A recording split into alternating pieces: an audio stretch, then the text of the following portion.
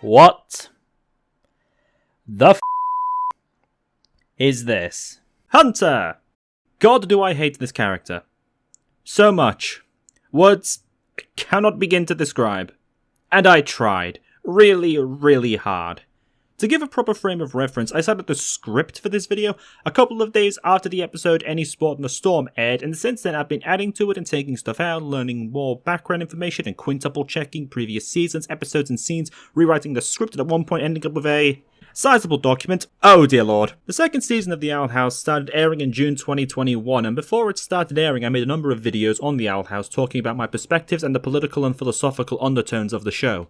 I would also like to take this opportunity to brag that basically every point that I brought up throughout all of them was 100% correct, and you may now begin praising me as the leftist god of all media. I hold Season 1 in a particularly high regard due to the pacing of the show, its ability to develop its world and its characters well, its emotional beats and thematic consistency, all of which were executed fantastically. Season 2 has been a mixed bag, with its quality spiraling all over the place. Season 1 of the Owl House was like being given a giant bag of delicious sour sweets where you could just reach in and whatever you grab is going to be fantastic. Season 2 on the other hand feels like being given a pick and mix bag full of delicious sour sweets, plain gummy bears and a couple of dead wasps. While there have been some fantastic episodes like Them's the Breaks Kids, Knock Knock Knocking on Hoodie's Door, Reaching Out and Edge of the World, there have also been some absolutely terrible ones, Any Sport on the Storm being the absolute worst of the entire show. There is nothing about it that I do not despise on so many different levels. For the sheer disrespect the episode has not only towards its characters, the show as a whole and the concept of continuity, but also towards its own audience. Bad pacing, bad characterization, bad portrayals of the themes it's going for, bad morals, just an absolute godforsaken mess. And what makes it worse is the show really clings to it, against all sense and reasoning, and if it were just removed from the continuity that it doesn't respect, this entire season would have been far better off for it. It's garbage that should be burned at the stake next to vampires, anti-vaxxers, neo-Nazis, Rick and Morty fans, spiders and the Knights Templar. Throw all of them onto the fire! Burn, I say! Burn! I don't think that there's an episode the Owl House could physically produce that I would hate more than this one. And if it did, I would be able to trace the story beats and the origins back to this one, because for an episode to infuriate me this much, it would have to involve Hunter. Alright, Hunter is, at the time of writing and this video going up at least, a popular character within the Owl House fandom, and I'm like 80% convinced that part of that is due to Stockholm Syndrome. Ever since he was first introduced, the show has been weirdly insistent upon him in a way that it hasn't been for any other character. He's been the central focus of nearly every episode that he's been in, everyone around him acts intensely out of character, and the show will sacrifice its own themes and narrative consistency for his sake. And at the same time, it will also infantilize him in an almost creepy paternalistic way, as if to absolve him of all of the horrendous stuff that he's done, and the society that he's been defending this entire time. A lot of what he does never seems to have much of a consequence, because no one seems to care. Because if they did care, then that would force them to be critical of Hunter, and the show seems averse to that. And I somewhat feel like I'm alone in this perspective, because when I look at what other people say about these episodes, half the time they seem to forget major, even iconic moments of the Owl House, or just seem to not know what happened in the episodes themselves. Hunter and Willow saved the day. That is not what happened in that episode. At all. Hunter was the direct reason they were in any danger to begin with, and Willow did basically nothing to salvage the situation. What are you talking about? Characters, like stories, are built on cause and effect. They take an action, and that action has a consequence either for themselves or for other people, and their reactions to those consequences, as well as that of other people's, tells us about both of them, and that's the basis for relationship building. Be that action a conversation, or hypothetically speaking, kidnapping someone.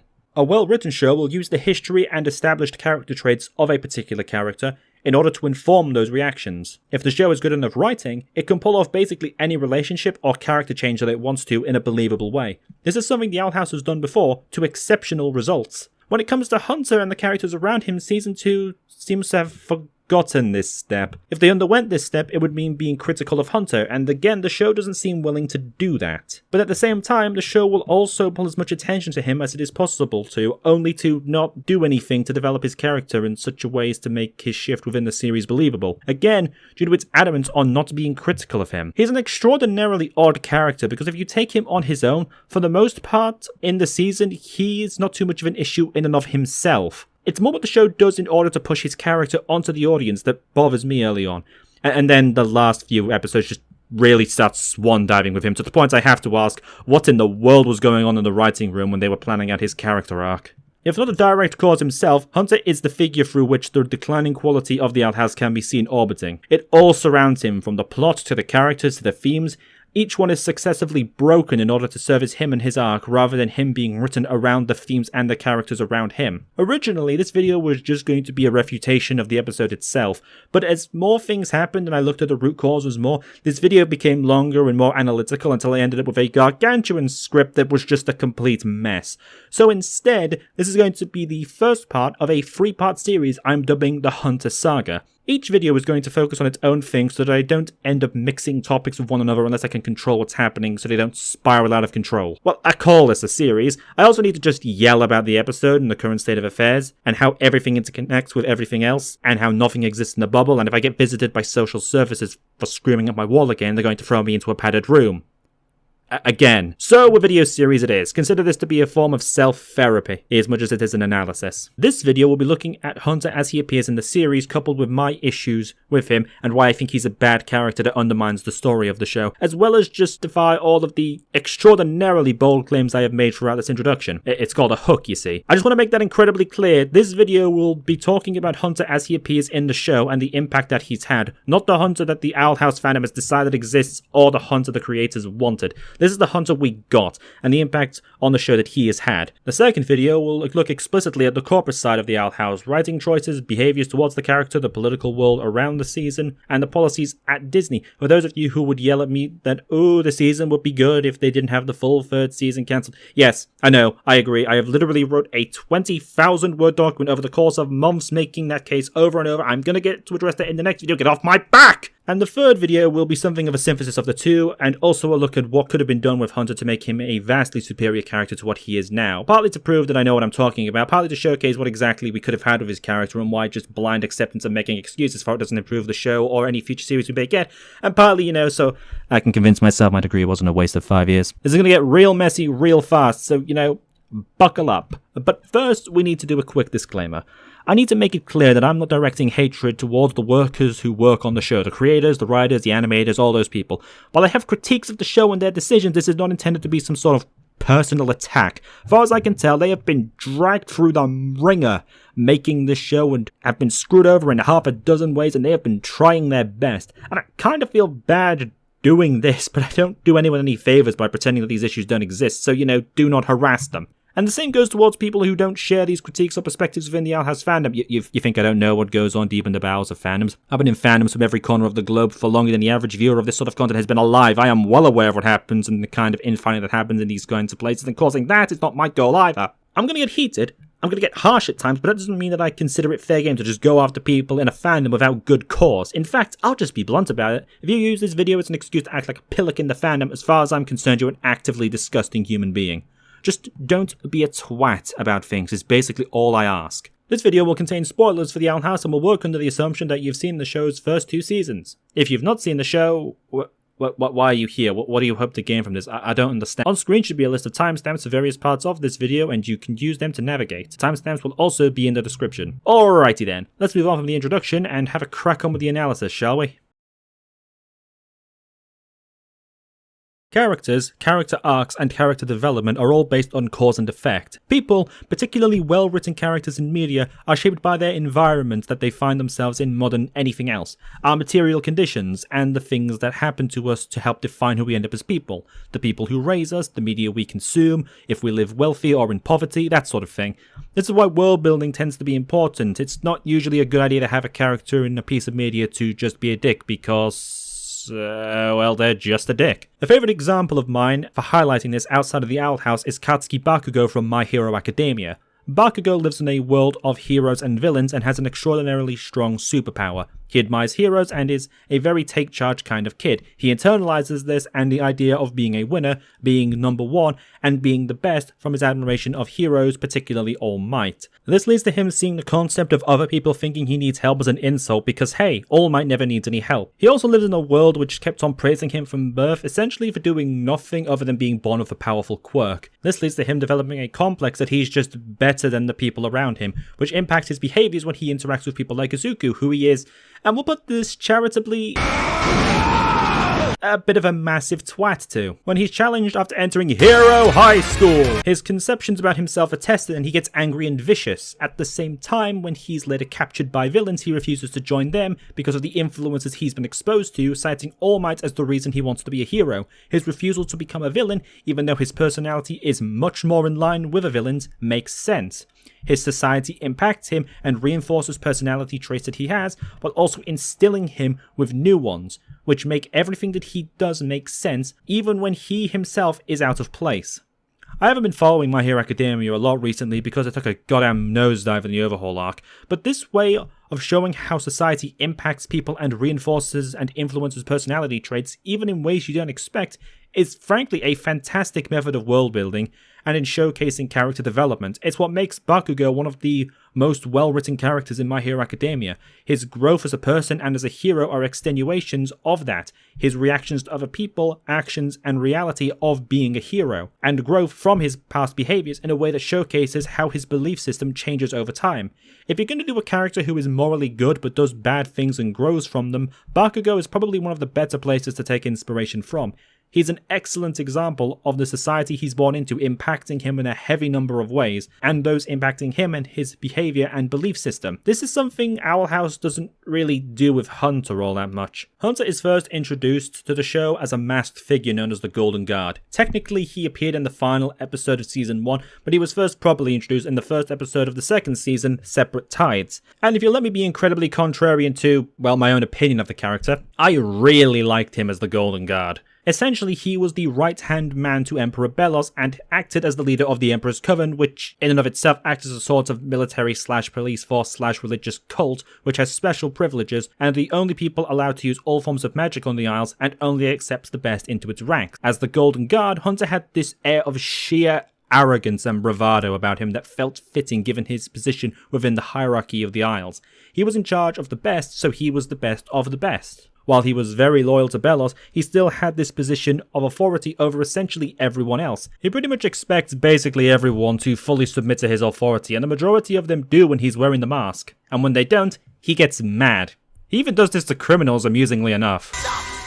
I forbid you to flee! That's not how this chain of command works, you little peasant. You obey the Golden Guard. Who dares? He utilized an artificial magic staff similar to the one that Belos used, which made him both unique and powerful. He could frickin' teleport. The best superpower. Fight me. Oh wait, you can't because I teleported away and hit you in the back of the head with a wrench I found in the garage I teleported into. You. He wasn't afraid to use dirty, underhanded tactics to get what he wanted. Blackmail and extortion, holding people hostage, and all the while he was being snarky and genuinely quite comedic throughout the whole affair. The methods he used to help raise the stakes, like when Lilith used Luce as a hostage during her fight with Ida in Agony of a Witch, but because this was throughout the season, Hunter's more comedic nature helped the show to retain a lightheartedness it needed to make the more actually serious moments feel more tense when they needed to be. In Season 2, Episode 2, Escaping Expulsion, he uses his authority to confiscate the abomination automatons that Amity's parents were attempting to sell, and he was on an absolute power trip the entire time he did it. He knew he had the upper hand on them, knew what they were trying to do, and he just let them grovel. He knew exactly what he was doing, and he loved it. And I loved it. He felt like the sort of antagonist that the show needed.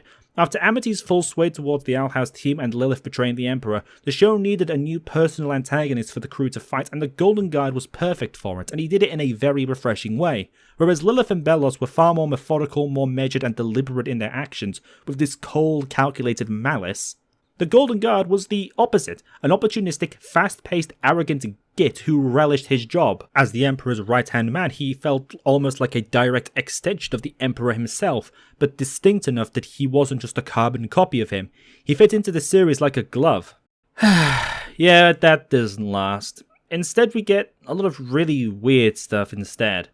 To go into this, we're going to have to go into the episode of his formal introduction briefly, outside of his Golden Guard persona. The 6th episode of Season 2, Hunting Palisman. My name is Hunter. Oh yeah, this guy is totally going to be redeemed, isn't he? Basically, in this episode, we open with Belos in his castle, eating palismans, I guess. The palismans, by the way, are basically these tiny sentient wood creatures witches craft in order to help them perform magic with their staffs. Just be aware Hunter is in the room and is giving Belos the palisman to, Meanwhile, due to plot reasons, the students at Hexite have to choose a palisman partner rather than crafting one of them on their own, and none of the palismen seem to want Luce to be a partner due to her not knowing what she wants from her future. I want to be strong and wise to protect everyone I love. And if anyone gets in my way, they'll feel the sting of defeat. Oh, whoops, what's that doing here? We'll just keep that under your hats for now, I suppose. Anyway, Luce spends a long time trying to figure something out and stays with them overnight. During said night, Hunter shows up to steal the palismans to give to Belos. He and Luce have a fight. Huh? Arrivederci! I'll be fine. How do I land this thing? Oh, you just pull that cord above your head. Hey, yeah? Hi. More of this, Hunter, please. He's a genuine delight. And get knocked out of the sky by this unholy, godforsaken creature. They crash, and Luce finds Hunter and slaps him awake. Wake up! Oh, I'm gonna get some mileage out of this. Turns out another member of the Emperor's Coven, Kikimora, is the one who sent this sin against nature to attack Hunter and kill him so she could take the palisman to Belos in order to gain his favor. Throughout the episode, Luce and Hunter have an extremely uneasy truce. We get Hunter's backstory of him being from a family of powerless witches. I'm sure that's accurate. Long story short, they get the palisman back, and Hunter backstabs Luce to complete his actual objective. Not entirely sure what Luce expected to happen here, honestly. Luce tries to talk him down despite knowing that he feels he owes Belos basically his entire future and the fact that he was the one who stole the palismans in the first place. Sorry, Luce, what's your plan here exactly? How do you think this conversation is going to go? So you're really gonna do this? You're just gonna hand all these innocent little guys over to Belos? Pretty much, yeah, that's my job. I've done this literally dozens of times before for a person I've dedicated my entire life to the service of. I know what he does with them. I know as well. I watched him do it like last night. I thought you might have been a good guy. You're not my friend. You're just the Golden Guard.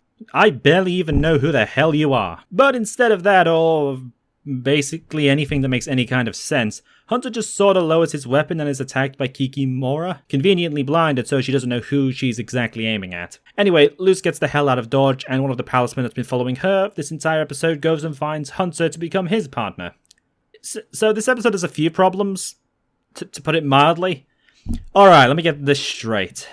Hunter kidnaps a bunch of sentient creatures, all of which, by the way, we learned were abused by witches who mistreated them and ran away from them back in Season 1, Episode 10, Escape of the Palisman. Luce rescues them, and then one of them decides it likes the guy who kidnapped it and goes and becomes his partner. Why, exactly? Earlier in this episode, all of the students were being given the chance to bond with one of these creatures by stating their dreams for the future to them. Luce declares that she wants to be a witch and none of them go for it. Meanwhile, Hunter doesn't declare any of this, but this palisman decides he'd make a good partner anyway? Is it supposed to be some sort of palismans can see into your mind and know your true hopes and dreams and your real self type deal? But is the implication therefore that Luce doesn't have anything? What is this, Luce head empty Naseda? Is it supposed to be Hunter's actions throughout the episode? He actively tried to backstab Luce and get all of the palismen, including this one, killed. Luce didn't falter once. The worst she did was be naive and anxious about the future. Who the f*** isn't this day and age? I wouldn't even mind it so much if this was addressed, but it just isn't. I kind of feel like the season just forgot to. I don't understand why Hunter is the one being rewarded here. If Luce hadn't stopped him, all of these palismen would be dead. Is this palisman in particular just a jerk, or do they like living on the edge? What's your deal, you little one-eyed bastard? So I checked the footage again, and the only thing I can think is that Hunter said he wanted to help, in reference to Belos. So like, was that it? Is this palisman some sort of collaborator against palisman? Arm up, lads, we've got some hunting to do. Oh, but he saved the palisman in the end. If I tie you up and then throw you in front of a train, change my mind, and then save your life before the trains hit you, I don't get points for that. I'm the one that put you in front of the damned train. Okay, hi. I'm actually uploading this video again after uploading it once before because this was the bit that I actually got wrong, possibly. Now, I don't engage with fan theories, however, I felt like this one had some weight to it, so I'm basically just covering myself in the future here, but basically, there's enough information to suggest that Flapjack, the red palisman here, belonged to the Emperor's brother, Caleb, who... Okay, I go into the Grimwalker stuff later and I explain it more in depth there, but the basic gist is Hunter was a clone of Caleb, which is why Flapjack went with Hunter. I don't know if the show is actually going to reveal that that was what happened, but if it does, and I think that there's enough info to suggest that it will, I do want to acknowledge that I might have been wrong there. So I'm keeping all of this in because I feel like it's important to highlight my inadequacies as a human being and acknowledge that and be honest about that. However, I hate the Grimwalker thing. I think Grimwalker is a stupid and a conceptually bad idea. I go over it in the respective section, but to make the point clear here, the fact that this is consistent in the broader show doesn't change anything. It's like if you said, I'm going to clone Stalin, to which I said, cloning Stalin is a bad idea. Besides, you can't clone him anyway, we don't have the technology. And then you went ahead and cloned Stalin. To which I say, okay, I was wrong, you could clone Stalin. We still now need to deal with the issue that you cloned f***ing Stalin. That was the bad idea and the main flaw with this plan. Just because you did it doesn't mean it was a good idea. Anyway, I just wanted to mention that because I think it's important to be clear about when mistakes are made like this sort of thing, but I'm leaving it in because I think the sequence is funny. And also, it does tie into a other issue that I have with this whole particular plot point that's coming up shortly, so yeah. Anyway, so if we compare Hunter to Bakugo here, story beat-wise, there are some pretty striking differences between them. Not the hair, though. Or the eyes. Or the skin color. Hang on! Bakugo is pretty clearly impacted by the nature of the society he lives in. A hero society which kinda implies a lot of eugenicist tendencies which helped create him. An arrogant, self-centered jerk who values power and victory above everything else. Hunter's environment, it doesn't seem to have impacted him all that much. And when it does, it seems contradictory. Unlike someone like Bakugo who interacts with the people around him regularly, and that has a clear visceral impact on him when he realizes he doesn't automatically just stand on top of everyone else, or reinforces his beliefs about the world when they can't stand up to him, Hunter doesn't. He apparently lives in near total isolation, only allowed out to perform his duties as the Golden Guard. He's been raised from birth to believe certain things and to act in certain ways. He's raised to hate wild witches and wild magic, for example, but he just kind of puts that aside when the plot needs him to without really explaining why. I don't actually mind him meddling with wild magic behind the Emperor's back, or even him backstabbing Luz during the episode. In fact, on their own, those help to flesh him out a bit more. What I do have an issue with is seeing him back down on threatening Luz. I don't get why he would do that. We have a kid here who was raised in total isolation, who leads the Emperor's Coven, has probably backstabbed wild witches and people he's known dozens of times over, and he gets talked down by a very mildly critical speech about the nature of his person. Huh? In previous videos, I've made the case that the Boiling Isles is a fascist society, and the show hasn't done anything to prove me wrong on that front. In fact, all it's done is make me think I didn't go hard enough in those videos because the fascistic tendencies got far more blatant this season. But the show doesn't really seem to acknowledge that when it comes to Hunter. He's the head of the super elite, the best of the best Emperor's Coven, the coven under the direct command of the Emperor, special forces which get special privileges, but the show never really addresses what that would actually entail. It portrays Hunter as, well, a child, despite the fact he's clearly been shown to be capable of commanding missions and assignments in the role of the Golden Guard. The show doesn't really commit to the bit, presumably because that would entail actually being critical of Hunter. I'll just spoil right now, Luz's speech here is the most critical that the show will ever be towards Hunter. We haven't even started going into what I would consider to be his most objectionable actions, but all of those are just sort of swept under the rug and no one ever really brings them up. And I'm not asking for someone to give him, hey, this is why you suck speech. Not that it wouldn't be unwarranted for some of them. Or for him to have a full-blown Yuki Judai, I've caused so many deaths, I should disappear mental breakdown. I would just like the show to acknowledge it once in a while. The only other time that the show has actually critiqued Hunter's position or actions is in the season finale, when Alador is suspicious of him for being the Golden Guard, and even then that lasts all of 30 seconds before they make up. But I actually paused the episode and yelled, "Oh thank God! Someone is actually acknowledging this!" I guess it surprised Amity as well because she started breaking down the barrier between realities. Another issue that I have is the Palisman choosing Hunter as a partner. To be clear, I don't actually mind the Palisman choosing him as a partner in and of itself. I maintain the position that if written well, you can narratively justify anything. What I have an issue with is how Hunter reacts to it. The way he reacts to it is he tries to keep it a secret from Belos and is concerned for its safety. Wow, you have an issue with him being a decent person, me. Well, other me, I have an issue with the fact that Hunter hasn't really undergone any growth that would justify this. Throughout the episode, he mostly talks about wild witches and wild magic with detachment, At best, he's academically interested, mostly as a way of helping the Emperor. His mission is to bring palismans to Belos. If the show was really willing to commit to the bit and make it show that Hunter was raised by a fascist, as a fascist, to achieve fascist end goals, he would have taken his palisman and presented it to Belos in a heartbeat, utterly betraying the palisman that just chose him as a partner. He does that, and now you have a fascinating character to try to redeem. That you've got to put some work into. It would also be more fitting for a character like Belos. Belos effectively acts as an abusive parent and a cult leader. He puts himself as the center of knowledge. Hunter can only trust him. That being the case, if Hunter did this, it wouldn't only speak to Hunter, but also the way that Belos behaves and treats him. Hunter could be the one who does the betrayal of the palisman, but he would be doing so because of Belos.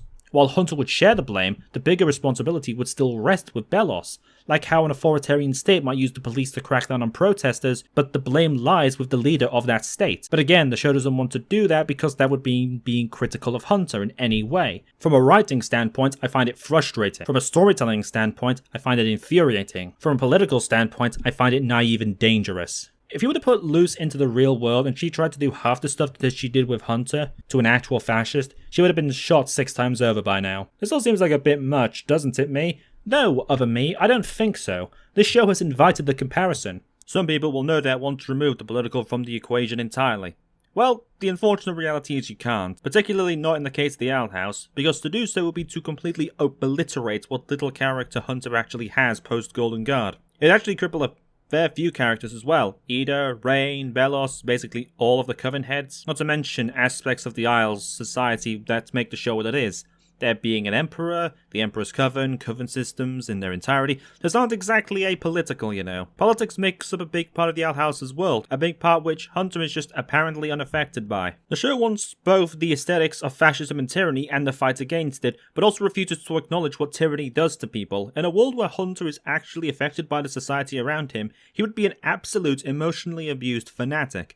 Without that, Hunter doesn't change much as a person. Without showing that Hunter was affected by his society and willing to do monstrous things in the name of it, he doesn't grow. His behaviors don't fundamentally change. Only the things he says change. All that happens in the story after hunting Palisman is he becomes extraordinarily less funny. Which I guess is sort of like character development. It's bad though.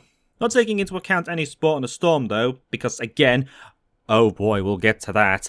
But suffice it to say that the one time that the show does show its behavior changing, it has to butcher literally everyone else in order to do it, but I get ahead of myself.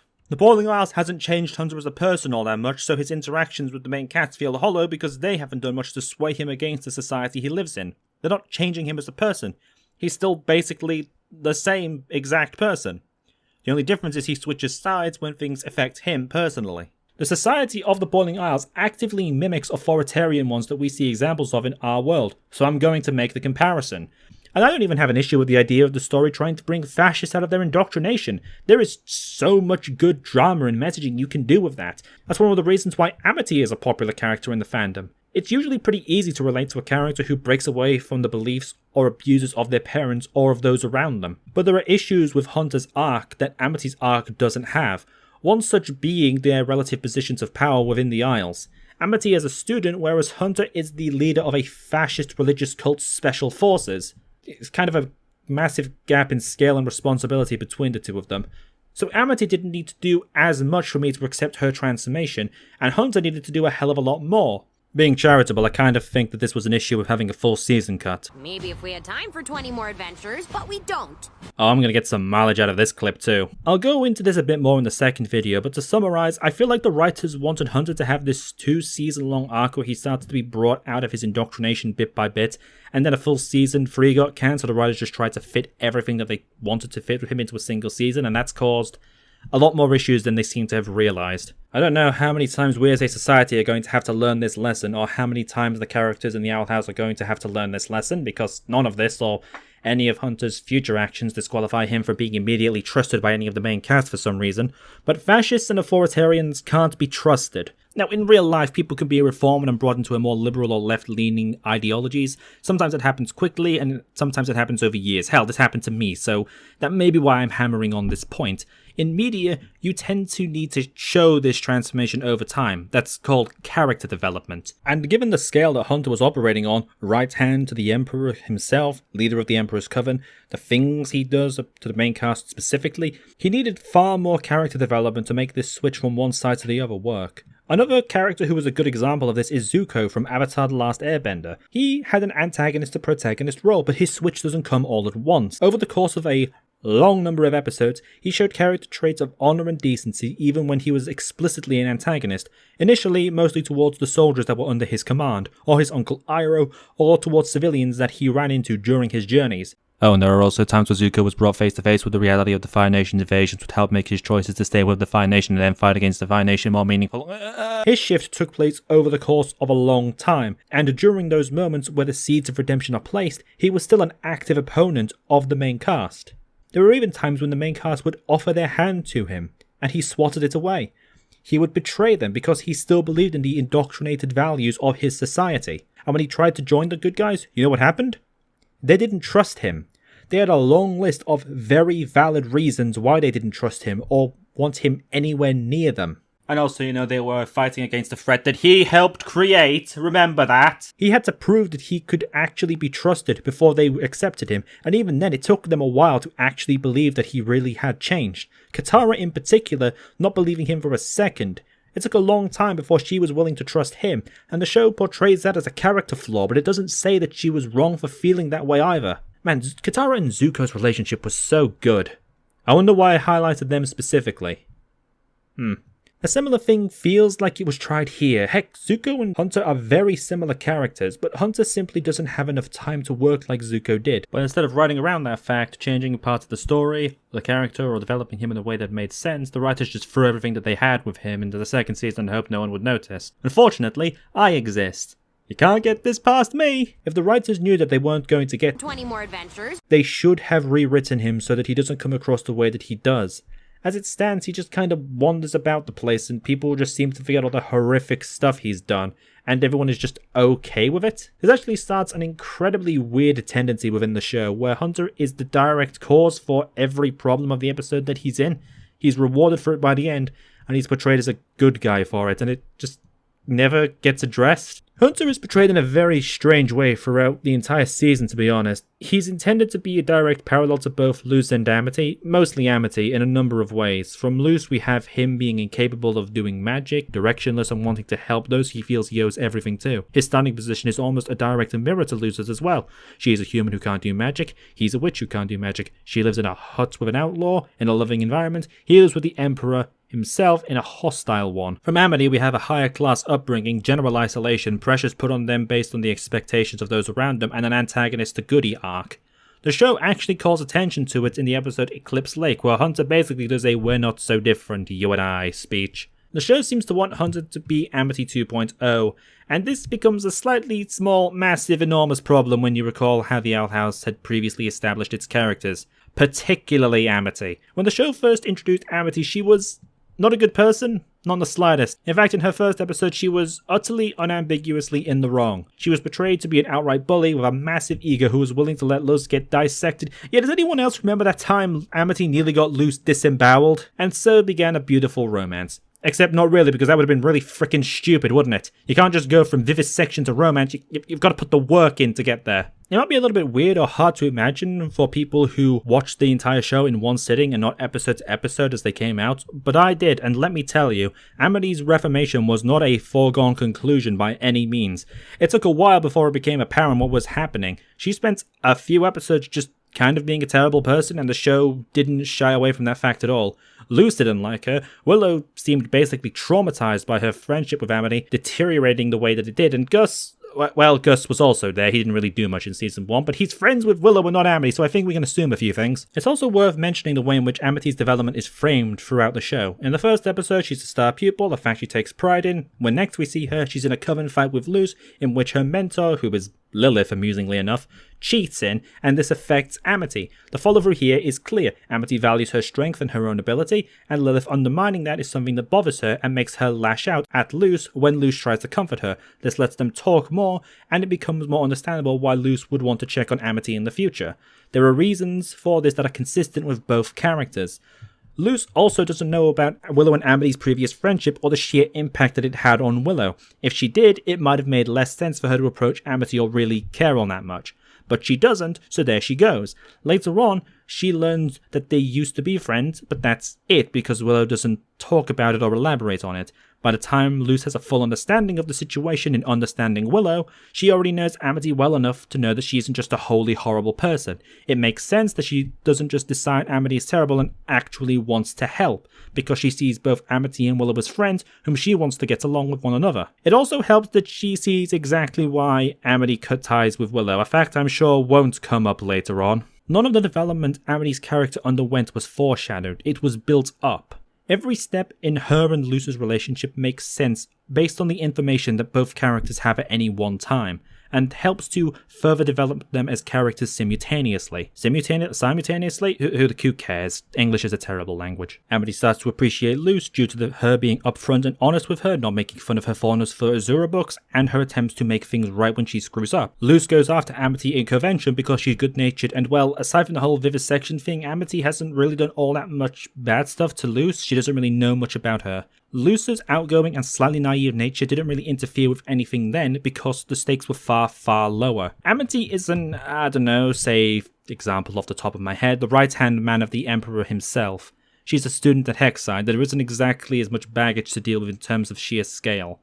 Might just be me, but I tend to put a different amount of importance on the weight of a person's behavior if they're a wage worker or a CEO, even if they're both the exact same age. Kind of seems like Hunter is more culpable due to his rank that would require a lot more work to actually reform. And I mean, that would make sense, right? Luce and Hunter have a nearly exclusively hostile relationship. In the first episode of the season, Hunter held King hostage to make Luce kill a sea creature. The next time they see one another, they work together briefly, and then Hunter tried to stab her in the back, but was talked into being nice, I guess? That still leaves a huge amount of development and interaction between the two of them needed to make their relationship anything other than hostile, right?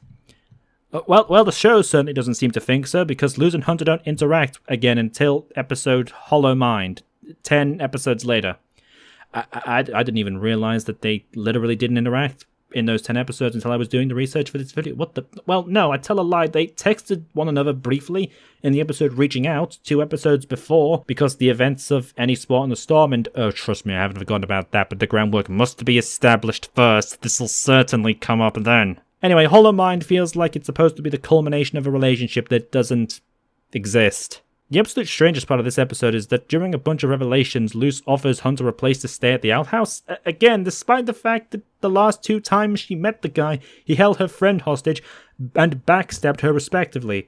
Breaking the continuity of this video, and also probably the audio quality, you thought it was just incompetence. The actual answer is I'm just very lazy. She also knows he threatened her life to Amity in Eclipse Lake and kidnapped Willow and Gus in Any Sport in the Storm. At least I assume she does. We'll get back to that. I know Luce is supposed to be this super nice and a bit naive character, but this goes beyond the joke with her. There does become a point where being good-natured turns into stupidity, and I think it's at the point where you offer a home to the commander of a fascist army that wants you, and specifically everyone you love, captured. I'd always imagined Luce as naive and good-natured, but still intelligent at the same time, but apparently that was a mistake. Honest to God, if Lumity didn't exist in the show and you came up to me and said that Hunter was intended to be Luce's love interest, I wouldn't even question it. This would make this scene make some sort of sense at least. As it stands, its existence just makes it all the more baffling. This marks a trend in the show where everyone treats Hunter basically extra super duper special nice because... Actually, I'm not sure. Despite basically everything that he does to anyone at any given time, it would appear that in the process of making Hunter Amity 2.0, the show forgot that for that to work, he needs to have an actual relationship with the characters around him, and he actually needs to face some consequences for his actions. Instead, we don't get any of that. The show just kind of hopes you don't notice. Now, to be fair, in the 10-episode gap between Luce and Hunter's interactions, Hunter does interact with all of the other main cast of characters in Luce's friend group. Unfortunately, this makes this point worse. In the clips like Hunter and Amity interact when they both have to go and get Titan's blood, Amity is the only one who reacts to Hunter in a way that's even halfway logical, in case you were wondering. Everyone else acts like they're in cuckoo land. This is basically one of the only times in the show where Hunter has to face any remote consequences for his actions. Due to not bringing any Palisman back to Belos and hunting Palisman, he's not allowed to lead a mission to the knee which is taking place, but he sneaks off anyway.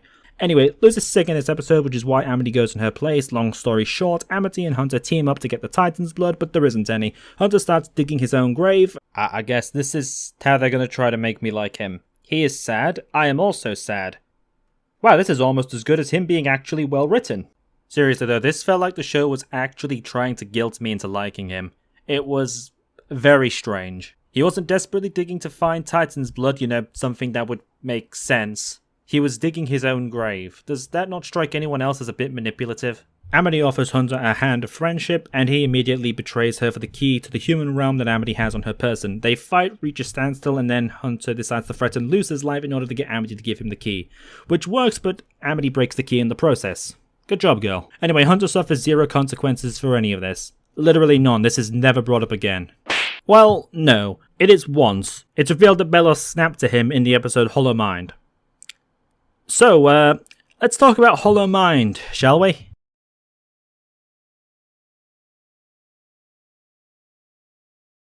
Okay, so Hollow Mind takes place after any spot in the storm chronologically. Yes! However, I'm going over it first because the information that we gain in this episode really retroactively renders any spot in the storm even worse, and I would really like it if we could highlight the issue with that episode in as much detail as possible. Alright, so Hollow Mind. Basically, the idea of this episode is that Hunter and Luz both go into Belos' mind. It's a similar concept to Season 1's episode Understanding Willow, where Luz and Amity go into Willow's mind and fix her memories in order to cure her amnesia after those memories get burned. It's complicated, but the bottom line is blame Amity. The show certainly does, like a well-written show does to a well-written character when they screw up or do something objectionable, such as setting someone's memories on fire. Chair for sitting! And this is why Season 1 Willow is the best Willow. Anyway, basically the same thing is happening in this episode, only it's with Hunter and Luz. Now, throughout this episode, Hunter and Luz see events over the last few hundred years through Belos' perspective. It's not particularly allegorical, it never is with these Mindscape-style episodes. I just need to make that clear too. At no point are we being shown anything allegorical. This is all to be taken literally. Throughout this episode, and in any Sport in a Storm, we learn that Hunter isn't the first Golden Guard, and that there have been other Golden Guards long before Hunter. We get to see Belos and his previous Golden Guards during their takeover of the Isles, doing a bunch of false flag operations to get people on their side, lying every chance they get, and creating a pseudo-cult at which Belos is at the center. The long and short of it is that during the whole thing, Hunter is revealed to be something called a Grimwalker, a sort of artificially cloned witch-like creature. All these Grimwalkers are essentially direct copies of one individual, in this case the Emperor's brother. During a scene in which Belos talks about how much he likes manipulating Hunter because I guess we just needed to make Hunter as... not Hunter, damn it! During a scene in which Belos talks about how much he just likes manipulating Hunter because I guess we needed to make him a more one-dimensional character after his excellent introduction in Season 1. Just one more character to add to the list of people who act absurdly out of character when it comes to Hunter. It's also pretty much directly said that all of them chose to betray the Emperor. It hurts every time he chooses to betray me. So the implication is that Hunter hasn't actually undergone any character development. Like, actually think about the implications of that statement. If Grimwalkers are all clones of the same person and all of them chose to betray Belos, there's only really a few options that we can take. Option 1 is that the creation process has been flawed for literal centuries. Given the fact that so many obeyed him for so long, I don't think that this is likely. At best, this might explain maybe 1 or 2 centuries. Option 2 is that Belos is just an incomprehensible twat to them. They all go against him out of sheer spite. Given how he behaves with Hunter, again, I don't think this is too likely. Maybe he tried different behavioral methods with previous guards, but given that Belos was able to manipulate everyone on the Isles, I don't think that he would have gotten through more than a few of them before he started to figure out how best to manipulate them. So that leaves option 3. That Hunter is the latest in a long line of Grimwalkers, all of which have acted more or less the exact same. Meaning that Hunter's behavior isn't even really his own behavior, but the behavior of someone who lived centuries ago. Further meaning that Hunter hasn't gone any character changes, he's just fundamentally like this. all the previous Golden Guards turned against the Emperor, so he would have at some point as well. What this implies is that Hunter has a built-in inherent sense of morality, meaning that he isn't affected by the society around him, further meaning that he was always going to betray the Emperor, further meaning that every interaction that he's had with characters, everything that's been focused on him, everything that we've lost and had to set aside to give him his character arc was completely meaningless. Because I could have spat in Hunter's face every time I ran into him, and he still would have turned against the Emperor. You can see why this is a bit of an issue, right? Hunter literally does not undergo character development if this is the case. Everything that happens to him would have happened anyway. He would always become someone who would fight against the Emperor. Literally, the best that you can claim is that his actions and interactions with characters in the show helped him to turn against Belos slightly quicker. That's the best case scenario here. Hi, update from me again on the Palisman Hunter Caleb thing. You know, this makes Hunter worse, actually. I think I prefer my version, to be honest with you. At least in my flawed version, I was giving the series the benefit of the doubt that Flapjack could look into Hunter's soul and see he's a nice person deep down. In canon, nope, it's just because he's based on Caleb. This isn't even based on Hunter as a person, because as we all know, people cannot change no matter what you put them through, what happens to them, where they grow up, or anything. People don't change, after all. American nationalists would still be American nationalists if America didn't exist. That's just inherent to people, so Hunter can't possibly be bad now. Nope, Hunter is just like Caleb. Which apparently he is, because, you know, character development. And for this, so many episodes which insisted on focusing on him, bending other characters to permit his characterization, ignoring and otherwise completely disregarding other characters' personality traits, agencies, or even history become utterly redundant. There is literally no point of any of his character moments because they don't change him as a person. The reason that Amity worked so well was because if she hadn't interacted with Luce, there is a very distinct chance that she would just still be the same sort of person that she was at the start of the series. She is a fundamentally different person due to her interactions with another character. For Hunter, this just doesn't work. Apparently growing up from birth till death in a fascist autocratic society where he is given power, freedom from consequence against anyone who isn't the Emperor, and indoctrination doesn't matter. He will turn against the Emperor. He's done this literally 100% of the time. Every single version of him has done this. I don't understand. This fundamentally makes the character development he did get meaningless. I don't even like the character development he got, but it was character development, and now it's not anymore because it didn't matter. Either he would have turned against Belos, or he would have been sacrificed with the rest of the Boiling Isles during the draining spell on the Day of Unity. I wouldn't have liked him being present and becoming part of the main cast before this, but at least it would have made some sort of sense. Now I'm flummoxed by the choice to focus on him so much, especially in any sport of the storm? Sport? I said that wrong, I don't care. We haven't even gotten to that episode yet, and already it's just been rendered meaningless. What's the point of all of this? I'm writing this at the end of Season 2, and no information about Season 3 has been announced, so this is pure speculation on my part, but I'm pretty confident in my assumptions here, but if I'm wrong, I'll issue a full retraction. At the end of the season finale, King's Tide, spoilers if you haven't seen it, by the way, Belos dies? Like, he's turned to mulch by the Collector. It was actually fairly intimidating. But a piece of his splatter falls onto Hunter's shoulder and just sort of wiggles itself to hide itself on his person. My guess is that he needs Hunter as some sort of host body in order to reform himself. But if that's the case, you know what the writers could do? Just not write him like that. How about we have it so the Belos can do this with any witch? Hell, have it be that he can possess Amity. That'd be cool. A fight between Luce and Belos while he's possessing Amity. That'd be fitting. Or he tries to possess Luce, if it needs to be someone with human DNA or something. Or even Luce's mother. There are options now that are in the human realm. But no, we've got to make it so that Hunter is all the more special, even when it's to his own bloody detriment. I just don't get it. I really don't. I can't fathom why you would write a character to be like this, to make what he fundamentally is utterly redundant. So many of my other critiques of Hunter are what they didn't do with him, or how they butcher other characters in service of him and the arc that they're trying to force through him. But even if the rest of my critiques were fundamentally incorrect, this one basically renders Hunter a fundamentally broken and poorly conceptualized character who shouldn't have existed in the form he does. This was a conceptually bad idea executed badly. Don't do this. If you want to write something with clones, then what you need to do is you need to look at Star Wars The Clone Wars. Right out of the gate, it is established that all the clones are clones of the same person, Jango Fett, and if you watch the Attack of the Clones movie, then you have a decent idea of what Jango Fett was like so that you can compare the clones to their genetic template. Furthermore, these clones vary drastically in personality, because they all have different experiences which impact them in different ways. I love the Clone Wars, I really do, because it acts as an almost active butterfly effect. These clones are all the same fundamental person, but they all have such different experiences that it makes the differences in their personality stand up so much more. You have clones like Rex, who start out being very by the book, but become more adaptive and less blindly obedient. Echo, who has a tendency to repeat orders to other clones. Hardcase, a hyperactive, combat-loving lunatic who's just here for a fun time. The best clone, Fight Me. Dogma, a clone who embodies his name and is extremely obedient and loyal to the point of it being a character flaw. Boyle, who learns the importance of humanity while rescuing a young child from a war-torn environment with his more empathetic comrade, Waxer. Kix, who would run into enemy fire to save wounded soldiers. Jesse, a comedian who had a constant sense of humour. Cut, who left the clone army and started a life away from the front lines. Slick, who outright betrayed the Republic. I could go on for hours. There are hundreds of clones from the Clone Wars who are examples of this. They are made for war, made to be obedient, but they are impacted by the things that happen to them and change them and become individualistic. But Hunter, a character born and raised in a fascist state, raised by a fascist autocrat and indoctrinated from birth hundreds of times, isn't.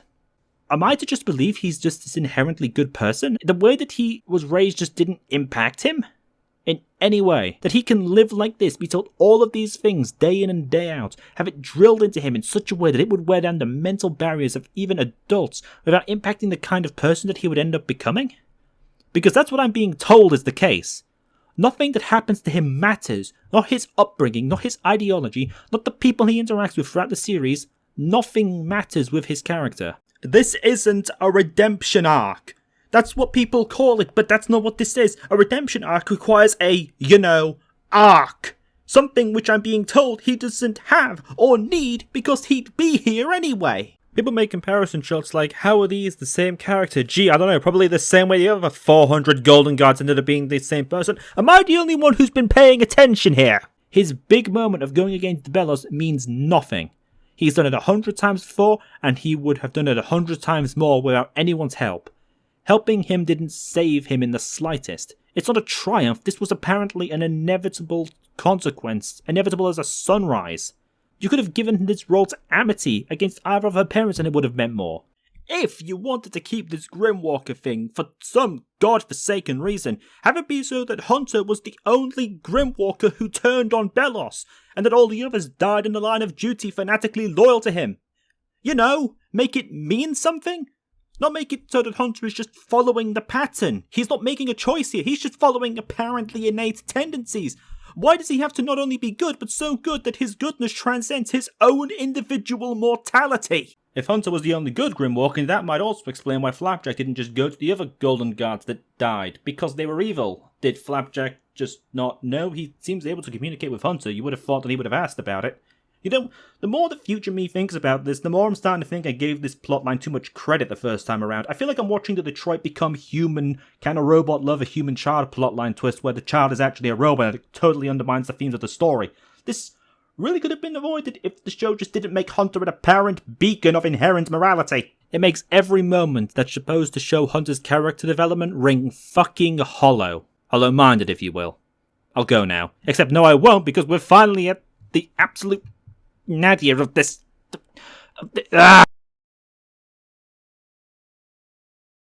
Alright, so now that I've highlighted my many issues with Hunter and him as a character, now it's time to see how those issues impact an episode.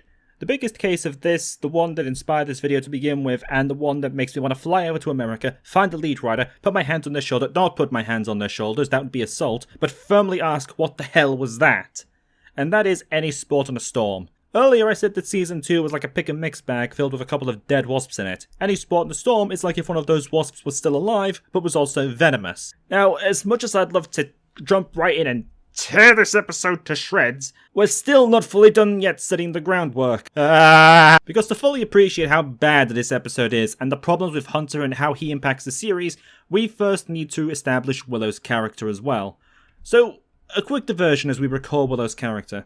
In Season 2, she's been kind of shafted and not really done anything. However, I possess the superpower of memory. and rewatching season 1. And having a brain so I can actually think about characters and how they act. This is important, so make sure you commit it to memory. Throughout our earliest interactions with Willow, we're given a number of character traits to work with. She's first shown to be rather meek and anxious, and we're introduced to what is one of her most defining character traits, her conflict with Amity, and how Amity's abandonment of her helped to stew in anger and resentment that she keeps pretty well hidden. We only really get a true sense of the sheer scale of it in Understanding Willow, where Amity and Luce travel inside her mind, and her inner self is, politely speaking, displeased. When their conflict is resolved, ? Willow does start to feel a bit more confident, but she's still a bit of a pushover, and other characters like Bosch are able to just relentlessly torment her, and Willow won't do anything in retaliation. Partly because of this, she constantly doubts herself, even when it's clear she has talent for plant magic, and just sort of accepts a lot of the abuse that's thrown her way, despite the fact that she could quite easily hammer these people into oblivion if she wanted to. Not only that, but she seems almost uniquely strong, able to cast magic without the need for a magic circle, and her eyes can do glow things. Sure, we'll keep that in. Something which very few, if any, other witches seem able to do. She's capable of lashing out, but is forgiving when she realizes that her friends are just trying to help her, showing that while she still struggles with self-confidence issues from time to time, she is willing to stand up for herself and for her friends whenever they stand up for her. The only real exception to this is Amity, whom she still hasn't fully forgiven yet for the whole betrayal thing, but finds herself in a more mixed place with her. She seems to want to be friends with Amity again and is willing to spend time around her, but there's this undercurrent of not being fully there yet. Willow doesn't really say much about it, she just sort of hangs around Amity because Amity hangs around with Luz and it's not really discussed. She also knows pretty explicitly why Amity did what she did. During the episode Understanding Willow, she saw Amity's abuse at the hands of her parents, forcing her to stop being friends with Willow. But at the same time, that doesn't mean that she can fully forgive Amity either. It's nuanced and a difficult situation for both parties involved because Amity, though one could and I shall indeed call what she did and how she treated Willow needlessly cruel, she genuinely was doing what she thought was best for her friend in the situation that she was forced into. That's a pretty brief understanding of Willow and how she was established, but I feel like that's a fairly fair and accurate one. There's more to her, but I feel like those are the essentials, right? Well, apparently any Sport in a Storm disagrees because it takes all of these and throws it into a pile, douses it in petrol and sets it ablaze, and then takes the ashes from that blaze and throws them into the ocean, and then sets fire to the ocean, and then sets fire to the ashes of the ocean in a global extinction event, the likes of which haven't been seen since the Permian extinction! Words do not convey the sheer abject hatred I have for this episode.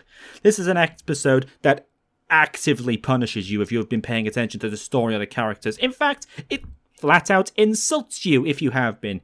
And if you've been enjoying the show enough to engage with it, it insults you too.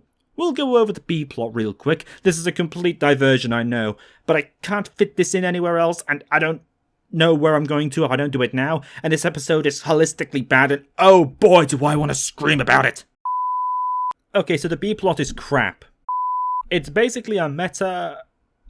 I was going to say commentary, but it doesn't say anything. It's a meta acknowledgement on fan theories as Luce and Amity trying to find the author of the Azura books. It's obviously your mother as a teenager sent forward in time to train you in the ways of witchcraft. Oh, that theory! I remember seeing art of that theory on Tumblr! For more meta acknowledgement of things that occur, subscribe, you human who is watching at this moment. That's the level of meta commentary we're working on, I hope you're aware of this. About, I'd say, a quarter of the episode is dedicated to this B-plot, and it basically ends with them finding Tibbles, this reoccurring capitalist pig creature thing, is selling them from the human world when they end up on the Isles as trash. Oh, were you expecting some dramatic discovery? Oh, so basically all the theory crafting and intrigue that got people invested in the analysis that I spent months working on out of a fondness for this show were boiled down to a cheap laugh that mocked me for thinking about the show that I am watching, while the A-plot bastardized various characters that, again, I had also been watching and putting time into and effort into thinking about. Oh! Great! Thanks for that! You know, with an episode like this, personally, I would have taken the time that I spent insulting my fans and put that towards making the episode actually good. Sure, it would have meant that there wasn't a Luz, Eda, or King plot this episode, but hey, Labyrinth Runners did that 5 episodes from now, so what bloody difference would it make? Although 5 minutes was not going to save this episode, I'll tell you that. Who the hell wrote this? This isn't just, hey, fans, Tumblrites, I see you out there. This is the show insulting you for thinking it was going to do anything with the things it had established. Can't help but feel like this relates to Willow in this episode for some reason. This is the kind of garbage that the BBC version of Sherlock did, where it made fun of people who were theorising how the hell Sherlock survived a fall off a building and portrayed them as a bunch of conspiracy theorist lunatics. And considering the fact that the Owl House has been a very word-of-mouth show that didn't have the absurd budget that Sherlock did, I'm at a bit of a loss as to whose brilliant idea this was. If I had to guess, this was done because Gravity Falls did it. Owl House creator Dana Terrace worked on Gravity Falls, and Alex Hirsch, the creator of Gravity Falls, is a creative consultant on the Owl House. And also voices Hootie and King, so it's not exactly hard to guess where this idea came from. Gravity Falls, a show which is basically okay, but is for some reason worshipped by some people as the second coming of Christ. The ending was crap, and we all know it. Shut the f*** up. And meta jokes that related to fan theories in it. Two key main differences though, okay? If you're from that particular branch of Western cartoons, or you worked on Gravity Falls and want to make your own cartoon, let me tell you what Gravity Falls did differently, okay? The first thing is that these jokes were side gags. There's an ongoing joke about a show within the series. There's an ongoing joke about a show within the series called Ducktective, and during a fight between Stan and Ford mocks Stan for liking the show, and Stan goes into a rant about it's actually a super in-depth plot with jokes that go right over children's heads. This was a common talking point at the time when people were questioning why Gravity Falls fans were so, overzealous about the show. It was a meta joke, but it lasted maybe 10 seconds and made sense in the wider context of the wider episode. Another scene has the characters talking about how they all saw a long-lost brother plot twist coming in Ducktective. The joke is that Ford is Stan's long-lost brother, and the show is constantly asking questions about what secret Stan was hiding, and it being his brother was a popular theory at the time, and it turned out to be correct. The whole thing lasts about 15 seconds and is never brought up again. It took me more time to explain the whole thing than it took the episode to do both of these jokes combined. The second being, Gravity Falls did not mock its audience for coming up with those theories. It mocked itself for not being smarter than them. Good grief, just look at the difference between these two lines. I predicted that like a year ago. Oh, were you expecting some dramatic discovery? Do you understand that if, do you understand, why would you write this? What was anyone involved thinking? Gravity Falls did this in its ending too, with this zodiac symbol thing where it hinted at and kind of implied it eventually became a full thing, but it got ultimately subverted, which did annoy me a little because it kind of feels like you wasted our time with the whole hints at a greater mystery thing, but also the mechanics of the solution were garbage, but the reason that subversion worked wasn't because Bill Cipher came up and said, "Ha ha ha ha, you idiots, you thought that would work?" In character as that might have been for him. No, it failed because Stan and Ford couldn't stop arguing for 5 minutes! And it screws up the whole sequence needed to make the Zodiac work, so they have to find another solution. Not because the Zodiac was a stupid idea to be dismissed, because the characters acted in such a way as to render it an ineffective option. Owl House's Azura thing is just you, I guess. Well, I had fun coming up with those theories. But maybe I'm not having fun anymore, Amity. Maybe when I dedicate this much time to a show thinking about things, trying to understand the underlying world and narrative, the characters, and defending this show from the absolute scum of the universe, maybe I don't find it that much fun to be mocked for putting in the effort. You could just disprove the theories. You don't have to insult me. Because that's what this segment is doing. It is insulting you to your face for caring. I don't do that sort of theory crafting. It doesn't really affect me. In fact, I knew that there wasn't going to be some sort of big reveal about the Azura books. Of course there wasn't. It's a fantasy book in a fantasy world where it's established that trash arrives from the human realm. Of course it wasn't going to end up being relevant in any way. Who gives a toss? The fandom did. The people who have been making art and writing stories and elevating discussion and spreading the show to anyone who would listen. The people who tried to save the Owl House's 3rd season by getting it trending on social media. The people who were reaching out to me in Discords, telling me that this was something that I would enjoy. The people who gave a damn, and the show just insulted them for giving a damn. And meanwhile, as if it knew what it was doing, the A-plot was happening, as if to slap them in the face some more. Speaking of which, let's finally get into that pile of garbage, shall we? Alright, we're finally here. It only took us... oh my god. Alright, while we're here, I just want to remind everyone, none of Hunter's character development in this episode means anything. Just remember that. It doesn't mean a thing, as has been explained in the last... oh god, many words. The A-plot is based on Willow. It's actually not based on Willow at all, but we'll get into that. Attempting to set up a sports club called Flyer Derby. Now, this is an episode that I was really looking forward to since the synopsis was announced because it reported to be an episode that would actually focus on Willow, it didn't, and Season 2 hasn't focused much on Willow at all, it didn't. And even in Season 1, her development and focus was more of a jumping off point for other characters' development. Her conflict with Amity was used primarily as a way to develop Amity's character or to introduce Luce to Hexside, and Gus or as a catalyst for Luce and Amity's relationship beginning to develop. If you actually look at the episodes where Willow is the central character to the plot, she kind of isn't really. Willow's episodes don't really focus on Willow, it's more issues that surround Willow that other characters deal with or she helps them deal with, which isn't even necessarily a bad thing either. That sort of character can still be fun and well written and interesting, and Willow is a pretty good example of a character like this. I like Willow, she's fun, she's adorable, she's entertaining, and like I mentioned earlier, there's a lot to her character that can still be looked into. She's still fairly interesting, even with this sort of minimal role. Her conflict with Amity is something that's at the forefront of her character. She has her personality traits and quirks, and it's also explicitly stated that she's a uniquely powerful witch. The main thing she lacks is confidence.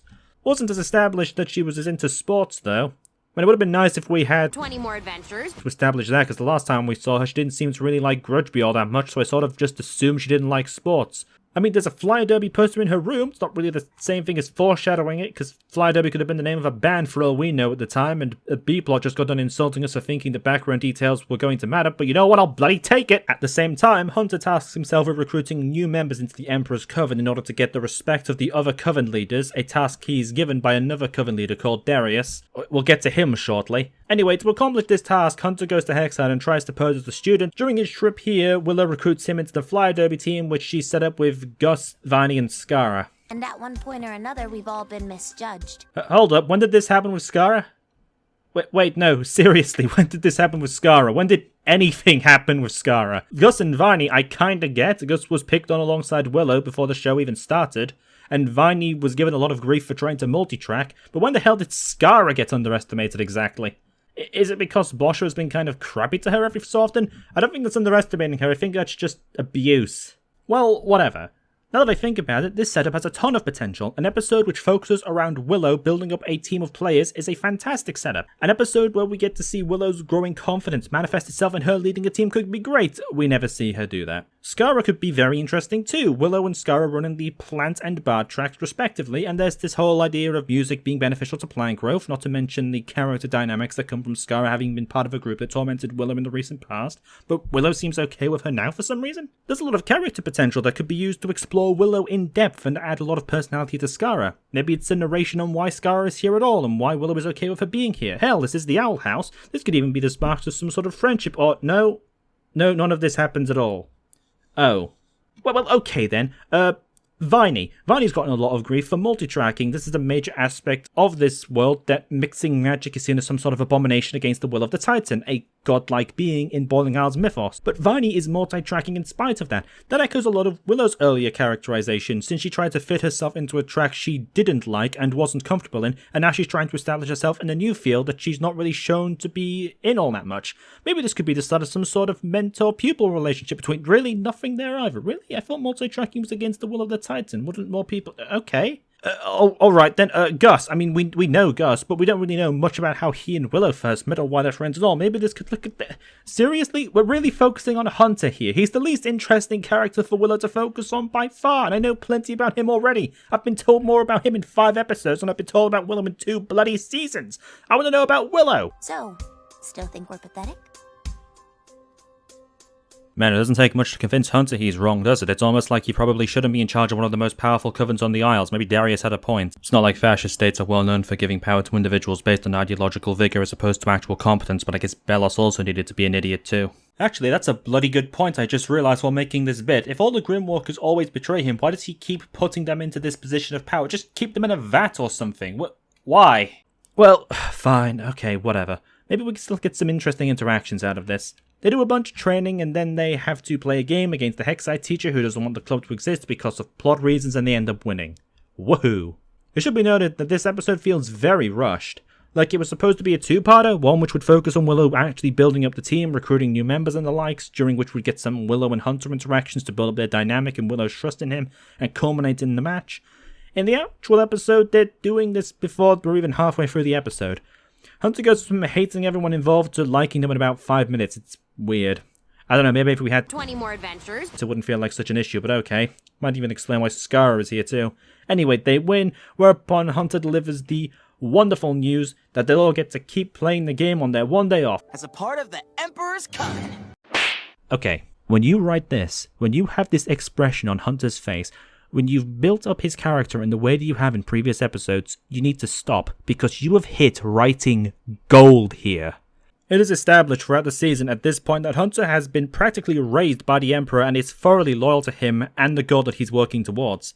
He's constantly obsessed with proving himself and showing that he deserves his position, and that Belos hasn't misplaced his faith in him. But it's more than that too. Hunter is so indoctrinated into the Emperor's Coven, he doesn't comprehend people not wanting to be part of it. He genuinely thinks that he's doing the 4 people he just kidnapped and forcefully recruited into the state military / police / honor guard of the Emperor a favor. That's fantastic! This is him back as the Golden God. This is what the show needed. A right-hand man of the Emperor who is a full-blown believer. It's great. Wait, no, what are you doing? Put down that paper, stop writing! Yeah, this all gets reversed by the end of the episode.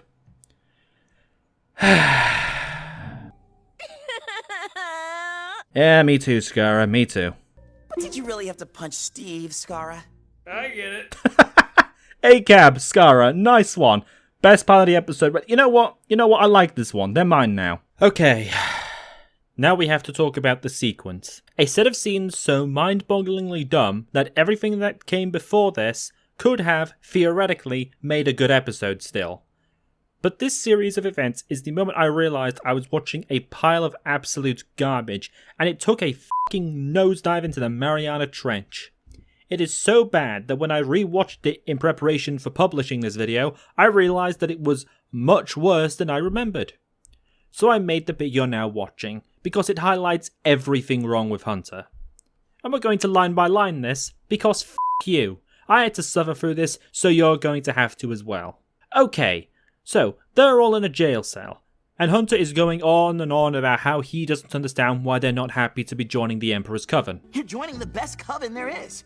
You can keep all your magic, you get free room and board. Now, I've heard some people talk about this as though Hunter is reluctant to be doing any of this, like he's trying to convince himself as he's trying to convince them. We don't care! None of us want this! You will eventually. Trust me, I'm your friend now. That is a lie. He is gleeful throughout this entire scene, and very clearly quite happy about the state of affairs. He is preaching indoctrinated lies about the Emperor's Coven. Now you might be sat there thinking, hold on, earlier you were complaining about him not being indoctrinated enough in spite of living in the fascist society of the Boiling Isles. What gives here? Nothing. I like this. I like that he's so utterly indoctrinated that he barely even conceptualizes people not wanting to be in the Emperor's Coven, and that he sees this as a non-issue. Clearly, they just don't know what's best for them, but that's okay. The Coven can teach them, and he'll be there every step of the way. He barely even comprehends the fact that they're upset at him. So what's the actual problem here? Friends don't stab each other in the back. Sure they do. The coven heads do it all the time back at the castle. Now, if you're a more intelligent person than I, you might have noticed the continuity contradiction because it took me a while to realize. This contradicts not only his words, but his actions during hunting Palisman. In that sequence, Hunter is, I will remind you, talked into being nice and not backstabbing Luce by her telling him he's not her friend. He is now saying that backstabbing is part of being a friend with someone. So, which exactly is it, Hunter? If this is how you view friendship, then why did Luce saying you're not her friend make you look so hurt that you stopped backstabbing her and returned to the Emperor empty-handed? Not even going into how that didn't make any sense for now. Why did that make you stop backstabbing her when you view backstabbing as a thing friends do to one another? The indoctrination in and of itself isn't enough. It's that Hunter is incredibly selective about what he's indoctrinated by. He's indoctrinated so little that Luce can talk him into being nice, and then, for the plot, he will be indoctrinated enough to backstab Amity. Twice, I suppose he views her as a double best friend. And here, he will be indoctrinated enough to kidnap people. Hunter needs to follow through on the actions that being indoctrinated would imply. He's a full-blown believer, so he should stick to this. In fact, he believes this so clearly, he then turns to Willow to get her approval, thinking that she will be on his side. Captain, you're on my side, right? I thought I could be good at this. Here, Hunter's smile vanishes. This would imply some sort of revelation or surprise. But we're here because I made a bad call. I'm just half a witch Willow. So he still has the expression on his face. Maybe this means he's realizing that he's made a mistake. Darius, I did it! I found recruits! Oh, no, apparently not. He just sounds as enthusiastic and just as proud of himself and just as self-assured as he did. So the only real conclusion that can be gleaned from this is that the look here is of one of surprise and not guilt. He was surprised to see Willow acting in the way that she was. Okay then. Take this and quit bugging me. For context, Hunter did all of this so that he could get a cloak back that Darius took from him. I can wear this proudly now. Right? Can you? Now this would imply a degree of questioning his actions, would it not? I do not envy those kids, man. They just have to go through basic training before becoming scouts. It's not too bad. Notice Hunter's blasé attitude towards the people he sent off to be sent to what is essentially military school. His actions and words do not convey much in the way of guilt, but rather still indoctrination. Dude, do you even remember what we had to do? The duels, the mazes, that time we were left alone on a mountain? Classic. Now, this is all still fairly solid and consistent at this point. If Hunter is fully indoctrinated into the Emperor's Coven, then this is the sort of reaction that you would expect him to have. He's not too worried. He got through the training process, and they will too, he has no doubt. It's possible he doesn't even recognize the danger that he's just put them into. And of course, Bellows likes to collect everyone's talisman. Okay. Steve is beginning to regret his choices. Hunter. I think Hunter is too. What precisely is your concern here? Do you feel guilt about the 4 children that you just kidnapped?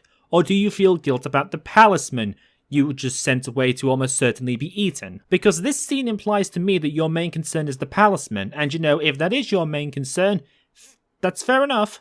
But I'm going to remember this later. The airship they're being transported on gets taken down as the group launches an escape attempt after Darius takes them out of their cell and to the control room for some reason.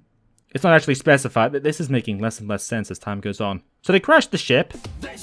Man, if I don't get sued by someone for all of this, it's going to be a miracle. And Darius attempts to recapture them, though Hunter blocks his way. I was mistaken. These 4 are insolent agitators who aren't fit for the Emperor's Coven. Okay, so your concern was them? That doesn't... Hold on. Let me see if I can make this scene flow better. And of course, Bellows likes to collect everyone's talisman. Friends don't stab each other in the back. I'm just half a witch Willow. Okay, so the nature of Hunter's change was weird and didn't make much sense to begin with, but I feel like this helps explain his motivations in this sequence a little better. I did that in 5 minutes. If I can do that in 5 minutes and that conveys the idea better, what the hell is it doing being this monumentally confusing here? And why is his indoctrination now so weak it gives him a weak spot for talisman? The nature of his indoctrination hasn't actually been addressed. All that sparked this change was Steve mentioning that Bellows confiscates talisman. That's what sparked this here, not guilt of betraying his friends. Apparently he still must believe that that's part of being a friend because he never says anything that contradicts this or says that that was a messed up belief that I had. Anyway, the Fly Adobe team is free to go, but as you might expect, Willow and co leave him to his fate and make a mental note not to trust him if they ever see him. We need to find a replacement. It'll be 52 weeks before Caleb's next day off. Did he just make an account? He is a slow typer. What? Okay, first off, if someone could tell me how Hunter and Willow saved the day, I would genuinely like to know, because this looks to me like Hunter is responsible for literally everything that happens in this episode. Second of all, let me get this... Nope, ignore that. Second of all, let me get this straight. Let's actually assess what we've been shown here. Like I've said previously, Willow has been sidelined a lot as a character, but we aren't working with nothing here. In understanding Willow, we get to see more about how Willow and Amity's previous friendship worked and how close the two of them used to be. We even learned that Amity abandoned Willow. Her parents basically forced her to, threatening that they would use their power and connections to make sure Willow never got into Hexside. Willow doesn't fully forgive Amity for this. At best, she says that it's the start. By season 2, when Willow and Amity are hanging out together for a brief moment, it becomes clear Willow hasn't fully forgiven Amity for the whole mess. She still has a lot of resentment build up and is still uncomfortable. A pretty frickin' normal and perfectly understandable response to this. Willow has an issue with betrayal. She has extremely traumatic memories surrounding it, and it's defined most of her life. It created a feeling of not being remotely good enough, a perpetual inferiority complex that's followed her for years. Even now that she patches things back up with Amity and gets some of her confidence back, it's obvious she hasn't fully recovered from everything. Not only has this bothered her, it's clear that Willow is very capable of holding a grudge. That's not to say that Willow is completely consumed by all of this. She's capable of forgiving her friends when they make mistakes. She knows them well, and knows when they mean well. But Hunter, some random kid she's known for one afternoon, who instantly betrayed her at his own convenience, who she has no reason to trust anymore, who tried to sell her into essentially slavery, she'll forgive just like that. I'll remind you all, Willow knows exactly why Amity did what she did. She has literally seen it from Amity's perspective in a way that cannot physically be faked or lied about. Willow knows for a fact that Amity didn't want to do what she did. It's not good, but it's still a reason. And she still can't find it in her to fully forgive Amity for everything. She has none of this for Hunter. No reason whatsoever. From her perspective, Hunter showed up, stabbed her in the back for his own gain the second it was beneficial to, and felt mildly bad about it later. She was on the verge of tears not 5 minutes ago. Given everything, what little we do know of Willow, she should be the absolute last person to ever trust Hunter in any way whatsoever. Especially if you're considered half a witch like me. Oh, so that's why. Man, it sure is a good job that Hunter said this exact specific line that never shows up again anywhere else in the series to the exact one of a person apparently on its entire freaking plane of existence, whom this exact same term has a deep and personal emotional impact on that can be used to vaguely justify them acting completely outside the realm of everything that's been established about their character. It's almost as if these two have absolutely no reason whatsoever to speak to one another, but the writers had to try and force in some reason why Willow would want anything to do with him. Is half a witch a common slur in the Boiling Isles? Because that's the only way that I can imagine that Hunter would say this exact same thing that so many people have been calling Willow throughout her whole life up to this point. It has a major emotional impact on her by coincidence. You remember when there were reasons that Luz and Amity would speak to one another that didn't rely specifically around Azura, the literal one thing that they had in common for the longest time? Because that's how actual people work. I miss those times. What is what Amity and Hunter both did supposed to be treated as equivalently bad? Amity didn't get much of a choice in the matter, and harsh as it is to say, all she did was abandon Willow. Hunter tried to forcefully recruit Willow and 3 others into mandatory service to the state. And oh boy, what is this article on Russian war crimes in Ukraine doing here? In order to get this character arc, that cannot exist, remember, that the writers clearly want him to have, they have to bend everything and everyone else around Hunter in order to make sure that one can actually happen. This is a topic I'll go into a bit more in the second video, but another issue that the Owl House had was that there were a huge number of loose ends that this season had to try and tie up, and character arcs and relationships it had to resolve due to the fact that this show wasn't going to get a 3rd season.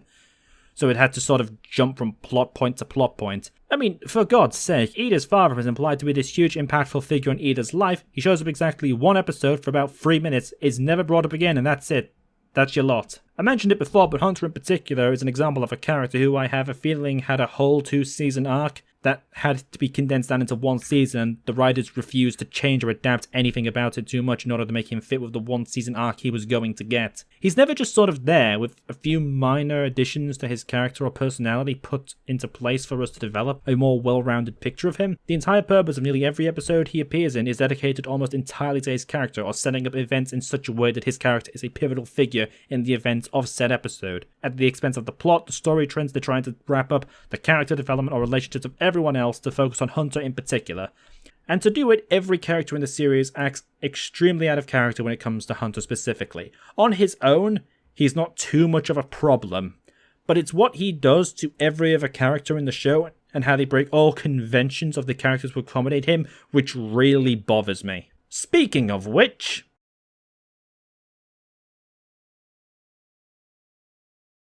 you, I'm right. The way that Willow is treated in this episode, and when it comes to Hunter in general, is incredibly creepy, and I'll call it what it is. Sexist. I'm actually surprised that no one's brought it up. In the first half of the season, Willow barely even exists. She's basically a non-entity in the entire first half of the season, and then in the second season, nearly her entire character revolves around her relationship with Hunter. Here's a list of all of the episodes Willow shows up in season 2. Just for fun, let's have a quick look at what she does in each of these episodes she shows up in, shall we? Just for a laugh. Escaping expulsion. She hugs a tree. I guess this is goodbye.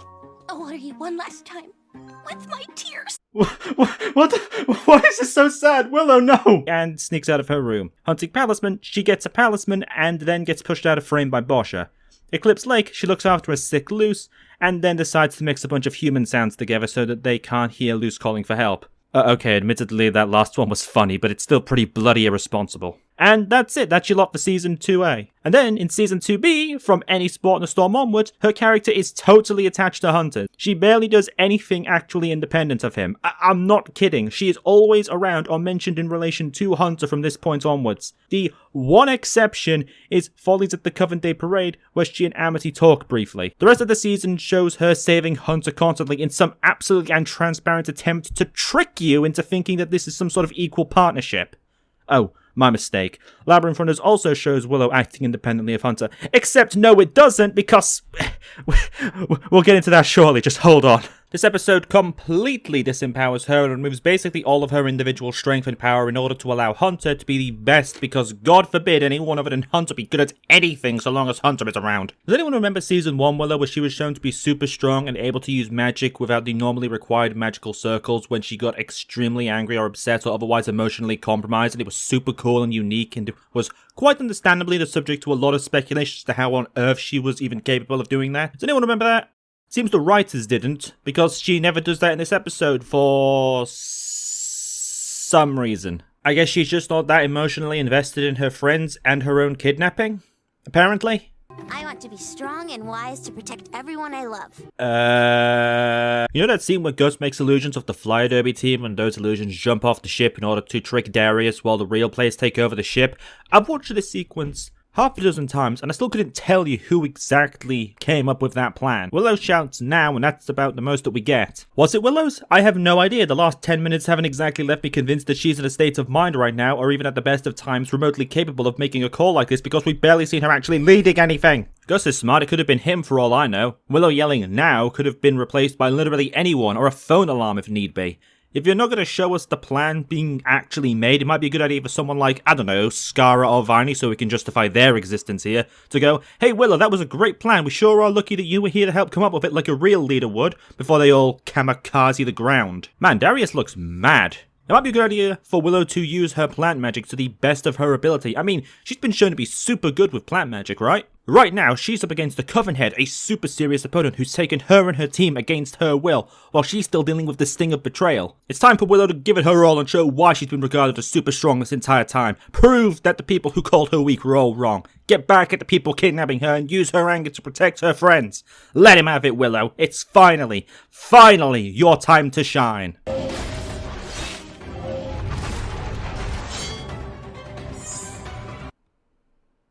Huh. Is this a joke? Okay, so just ignoring the fact that Willow has been shown to be far more capable a witch than this without the glowy eyes thing, both before and since, for a moment, if you wanted to do a scene like this, why not have it so that when they, again, kamikaze the ship into the ground, Willow got injured slightly and that had a negative impact on her ability to produce magic? That would have made this scene make sense to a degree. But as it stands, Willow was just throwing nothing at him. How hard would it have been to show Willow holding her arm and going, ow? This isn't a 20 more adventures. issue, it's lazy is what it is. I want to be strong and wise to protect everyone I love. Yeah, it might be a good time to actually start doing that, Willow. But wait, no, we can't do that. We need Hunter to show up and save Willow. All routes must lead back to Angst Lord McEdgehair. White Knight trope achieved. I cannot believe that I am going to use this show as an example, but I believe it and I will defend this analogy to my dying days. The Family Guy episode, Lois Kills Stewie, is less sexist than this. Basically, Stewie runs a simulation to see if he can kill Lois and take over the world. It's a running joke, just roll with it. And it ends with him and Lois having a shootout in the White House. Lois gets the upper hand and has Stewie at gunpoint, but can't bring herself to shoot him cause, you know, he's her kid. So Stewie goes for the kill, but before he can shoot Lois, he is shot by Peter, who shows up out of basically nowhere. Now, this scene is better than the one in the Owl House. For one thing, Lois is shown to be actually capable of fighting and has her own agency in the matter. She chooses to go and fight Stewie in the first place, and there are actual reasons why she loses the fight. Namely, because she can't bring herself to shoot her own kid and has to be saved by Peter. But Peter isn't doing anything that Lois isn't capable of doing herself, she just can't bring herself to actually do it.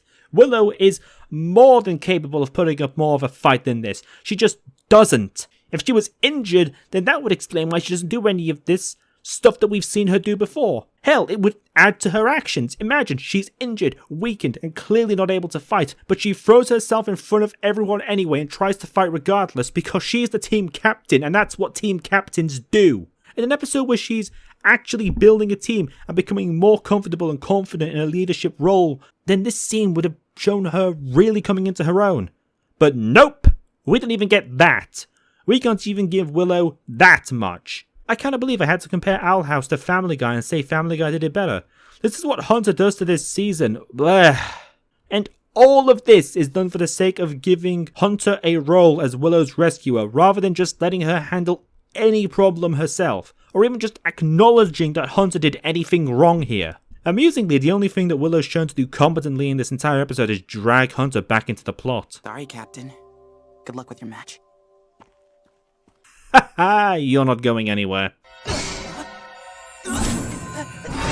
Could we just leave him down there? And then we get the scene where Hunter gets a pentagram and Willow and him start texting. Jesus Christ, just make Willow into more of a cliched high school girl, why don't you? You know, now that I think about it, isn't this like an enormous middle finger to Luce and Amity?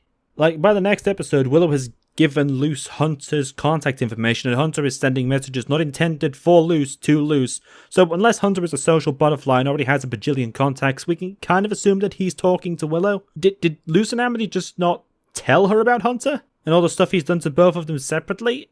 How'd that conversation go exactly? Hey, Willow! Hey, Luce! I made a flyer derby team! We took a team photo! Look! Willow, that's Hunter. He's the Golden Guard. The guy who's in charge of the Emperor's Coven. He held King hostage, stabbed me in the back while rescuing a bunch of palismen, and then threatened my life so Amity would do what he wanted. We're texting! That seems extraordinarily out of character for you. I mean, it's not all that different to the time Amity nearly got you disembodied on the first day we met. How are these things even remotely similar? You got screwed over in both of them. I want season 1 Willow back. You know, I make this joke, but like a few episodes later, Lucy's offering Hunter a place to stay at the Owl House. I guess she and Amity didn't talk either. Why did none of these characters talk to each other? This feels like pertinent information for them to be sharing. And Willow just keeps texting the guy. What a massive screw you to her friends. I mean, Amity, maybe you could argue that's fair enough, but what the hell did Luce do to deserve this? Date Amity? Is this out of spite? Willow, what are you doing? Can you imagine if after Wing It Like Witches, Amity kept on being friends with and hanging out with Boscha? That would be the biggest screw you to both Luce and Willow imaginable. And here is Willow doing the exact same thing, only like infinitely worse, because at least Boscha didn't try to murder them on multiple occasions. Remember the plot of the Owl House? This bloody photograph says it all, doesn't it? Willow is the one at the front, but the central focus is on Hunter. I feel like the show has taken Willow's forgiving her friends personality trait and pushed it to a degree Willow wouldn't ever actually push it to. But it's Hunter, so screw you. Who cares about character consistency? Willow's a girl and them their females are mysterious creatures. I'll call it what it is. This is a sexist portrayal of a character like Willow. It's frankly just sexist outright. Family Guy did it better. Fight me. Hi, hello. It's time for that update from me in the future on this bit after the episode Labyrinth Run is aired that I'm putting here because I couldn't be bothered to rewrite the script in a way that made organic sense to lead into this particular topic. Here's to not going that extra mile. Good things about Labyrinth Runners are coming up, but there are two main things that happened, which one of them is just funny to me and the other kind of infuriates me. So, funny thing first, you remember that hilarious joke that I made about Willow not caring about her own kidnapping? You're probably still chuckling over it because I am a comedy god. Yeah, apparently she actually didn't all that much. There was a sequence in Labyrinth Runners where Willow and Amity were separated from the rest of the school and had to fight alongside one another, and Willow actually did do the glowy eyes thing. However, the situation they were in was much less severe than her being kidnapped, but Willow does the glowy eye thing anyway. Now, that power has been shown to be tied directly into Willow's emotional state, so she did it here in a situation against two Emperor's Coven members, but not against Darius, a Coven leader who she thinks is going to kidnap her and draft her into the Emperor's Coven directly. Hell, she did it in her introduction episode after being a little bit miffed about Amity badmouthing her. It's Willow, what am I supposed to take from this? The only conclusion that I can come to is that Willow actually doesn't mind being kidnapped all that much. Huh. You see what happens when you screw with other characters to make Hunter the center of the universe? You end up with weird garbage like this. Secondly is the nature of the glowy eye thing activating to begin with, and this kind of infuriates me because it's one of those lines where the show actively punishes you for paying attention. So you remember when I called Willow's acceptance of Hunter despite his clear betrayal of all her friends and her multiple times, despite the fact that she's still angry at Amity for the exact same thing and may just screw you to her friends? Well, I guess the writers also thought it was, because apparently that was never actually Willow's issue. This episode tries to sell the idea that Willow's main issue with Amity was that Amity saw her as weak, which I guess is one way of dealing with the inherent contradiction here. Just pretend it wasn't the contradiction. You know, when they are in Willow's mind and understanding Willow, and I saw baby Willow and inner Willow crying, I definitely got the vibe that Willow's internal thought process was, ouch, she thinks I'm weak, as opposed to, ouch, my best friend just stabbed me in the back and said that they don't want anything to do with me. But Amity did call Willow weak. Oh yeah, because if Amity was still Willow's friend, but Amity called her weak, Willow would have been in absolute tears like this. Screw off! This is bollocks and we all know it. This is the writing equivalent of the Mott and Bailey fallacy. The show portrays and makes every effort to show that Willow's main issue is a lack of trust and hurt feelings regarding Amity, and then in Labyrinth Runners it retreats to the much easier argument of Willow doesn't like that Amity thinks Willow is weak. Yeah, that's a hell of a lot easier to resolve, but that wasn't what you spent the last 2 seasons and 2 years telling us the problem was. And how fortunate it is that this being the quote actual issue makes Willow's attitude towards Hunter seem far more reasonable. This borders on to being a retcon, and it's just another way in which the season is punishing you for paying attention, just so it can push Hunter onto the main cast. Now, I've made it pretty clear that I don't fully blame the writers for this early on in this analysis, and I go into Labyrinth Runners a little bit later on, and there are good things about this episode that I do like. I just felt like this would be something pretty important to make note of before we continue, because I feel like it highlights my point further about how this show will bend and break itself in order to accommodate Hunter. Willow not being able to fully forgive Amity at this point is good writing. It makes sense and it's interesting. Willow being able to forgive some random person she met who tried to draft her is an absolute bastardization of that characterization. She'll just abandon that personality trait on the drop of a hat because it's not very specifically Amity, I guess? Oh right, I forgot. Abuse from the evil stepmother is bad, but if it's the exact same abuse from the husband, it's okay because it's not specifically the evil stepmother doing it. I'm no psychologist, but I'm pretty sure that's not how trauma works. Look, I get it, okay? Sometimes you write an episode like Gravity Falls' Love God where you accidentally imply some stuff that when you take a step back and detach yourself from the story are kind of massively messed up, but you're not thinking about that when you're writing because you've got this idea in your head and you're not thinking about the broader implications. I get it.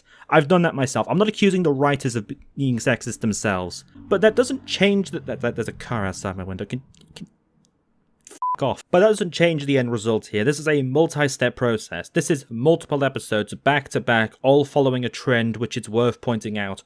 Because if this series wasn't rushed, Disney, then we probably wouldn't have this problem, or at the very least it wouldn't be as apparent. This is the sort of thing that we should have been concerned about when a full season 3 got axed, not there will be less Owl House episodes.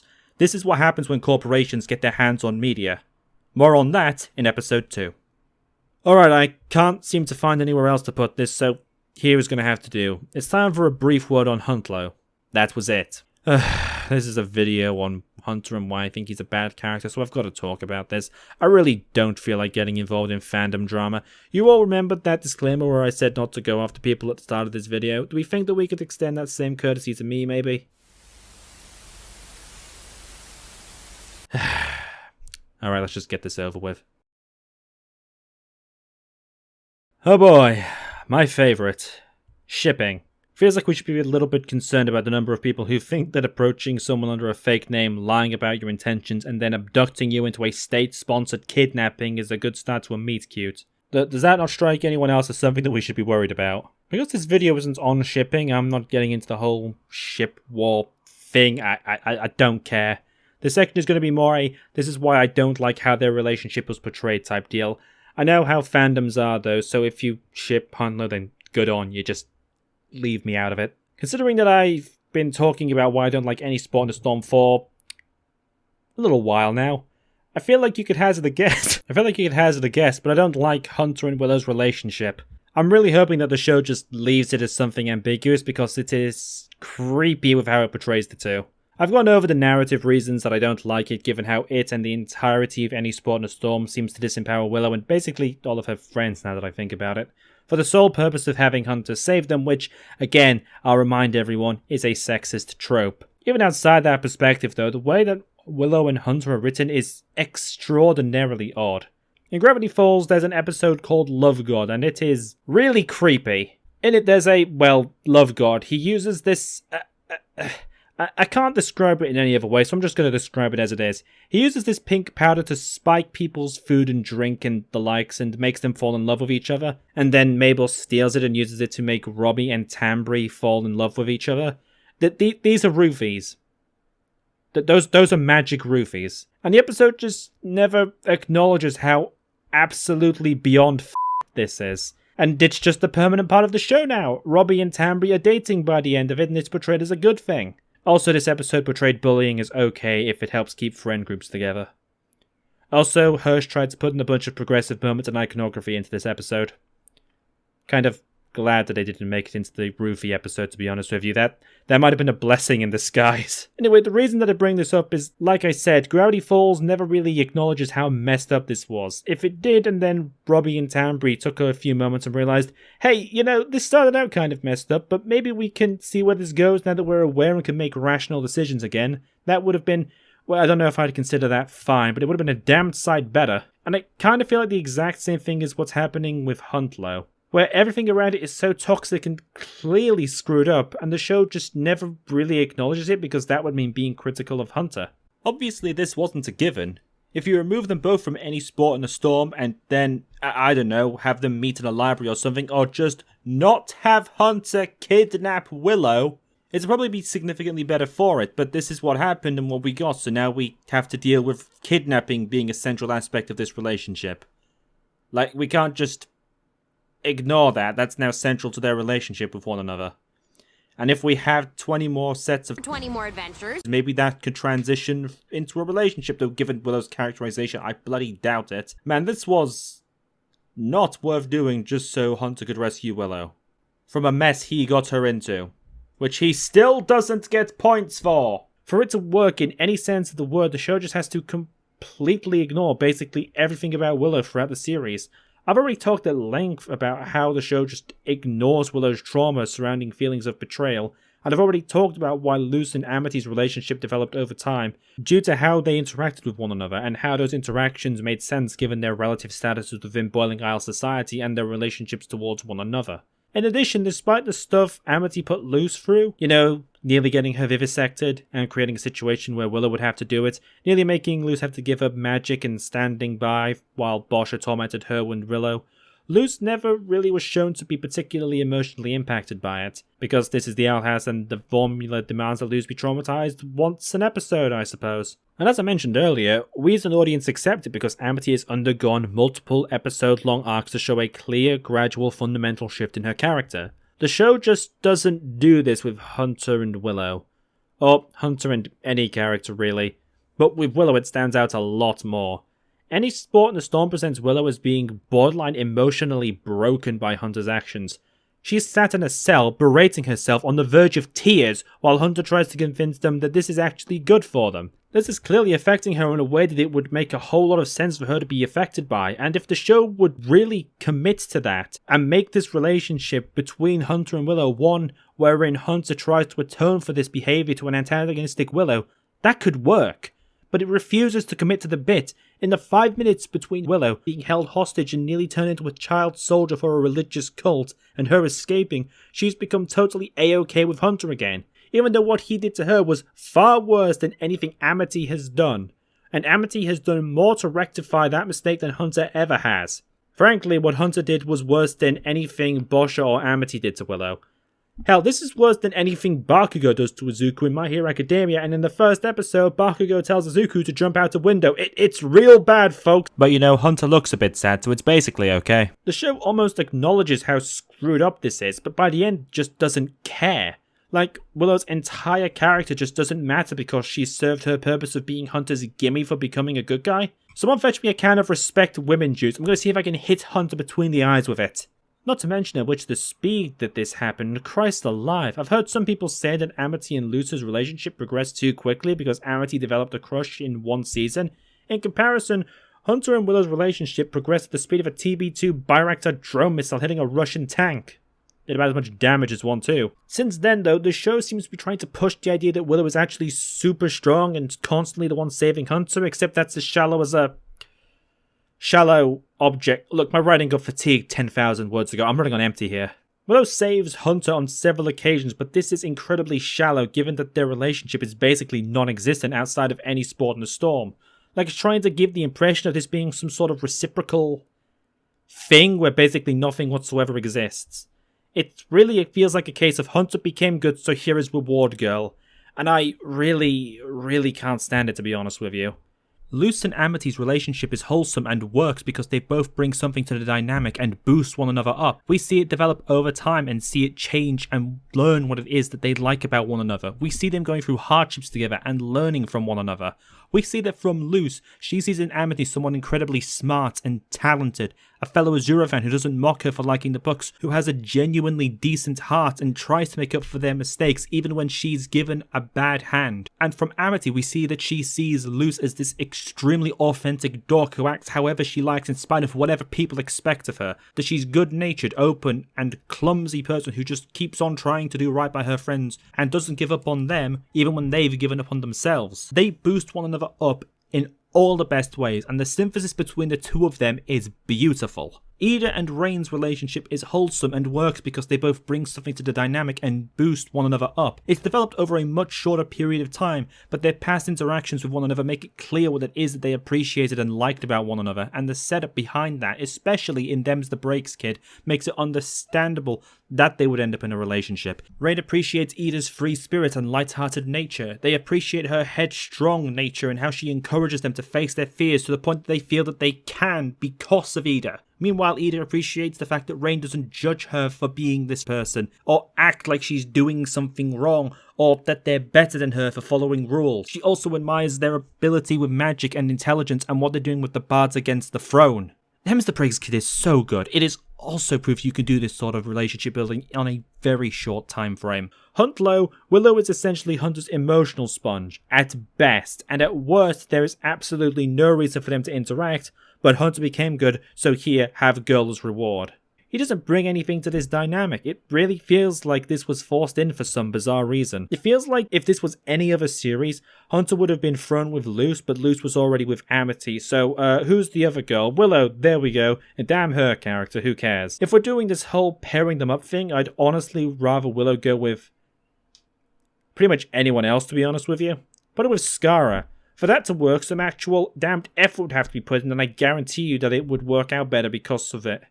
Or you could do Boscha if you want to do Lumity on hard mode. Boscha's looking pretty not terrible after all of this. Or this... whatever the hell this guy is. He was cheering for her constantly in Wing It Like Witches. If you don't want to put any thought into it, then do a post-finale time skip and put it with Gus. Or polyamory her with Lumity. Or just don't put it with anyone. Let her do her own thing. I really don't care, to be honest with you, so long as it's not Hunter. There's just too much there for me to be remotely comfortable with it. For a relationship to work in media, especially in Owl House, which has handled relationships both romantic and platonic excellently, it needs actual development and character interaction which pushes both characters, brings them into conflict, and lets them resolve it in a way that makes them both stronger individuals, and their bond stronger because of it. Something about Huntlow just strikes me as insidious. You know what it is? I'm adding this bit post-video because I just had a freaking headache with pictures and realised one of the major things that bothers me with how this relationship is portrayed. It's, well, how it's portrayed. Take, I don't know, Boschlo? Willow and Boscha, those two. The issue here is that Boscha never does anything, like, as bad to Willow. She's, like, a terrible person and a bully, sure, but, like, at least it's upfront and it's honest and you can come back from that and you can change. And I'm not opposed to someone learning from their mistakes and becoming a better person from it in media at all. I love that stuff. I love Amity. I love Lumity. But Hunter does so much worse stuff to Willow, but because he looks and acts sad, it almost tricks you into thinking it's okay, or that Hunter has redeemed himself or made up for that, or even addressed it in any way whatsoever. Boschlo has the aesthetics of bullying and abuse, Huntlow doesn't, but when you look back at the actions, both are pretty bad, but Boschlo is much less worse, because at least Boscha has never kidnapped Willow. That's what's insidious about it to me. That's what gets under my skin. I'll call it what it is. As it's portrayed in the show, were it to be romantic, and even to a degree while it's still platonic, this is a toxic relationship, portrayed with an alarming degree of sexism masked by shallow hero Willow moments. And it didn't have to be. That's what baffles me more than anything about it. I don't know how you can still portray Boscha as a terrible person and then write Hunter in such a way that romantically putting Willow with Boscha would be the less toxic option. What was this on purpose? Given that them's the breaks kid exists, clearly the writers didn't all crack their heads on their tables and forget how to write relationships. So I don't understand why Hunter is so messed up for no reason. Just have them meet at the library and then Hunter steps in when Willow is being chased by the Emperor's Coven for something else. That would be... well, it would still be bad because there's the whole Hunter assaulting her friends thing, but it wouldn't be as bad. I'm the Emperor's right-hand man, the Golden Guard. You're not the one Luz told us about, right? Wait, she did know who Hunter was this whole time?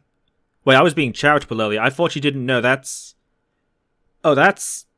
worse.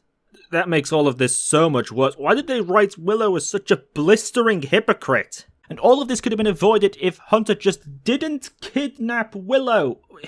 Why would you go down this route after that? Willow, the character who has trauma about being stabbed in the back by the people that she trusts, has only had one major interaction with Hunter, and that is her being kidnapped by him after she trusted him and having a near full-blown mental emotional breakdown because of it. Forgive me for not being particularly invested or thinking that this relationship would be in any way healthy. But then again, I guess that's why they changed Willow's trauma to not be the thing that it was said it was, but to Amity thinking that she was weak. Just another way to butcher her character to the benefit of Hunter. Remember, kids, if someone kidnaps you and then says sorry... I don't think he ever said he was sorry for that, did he?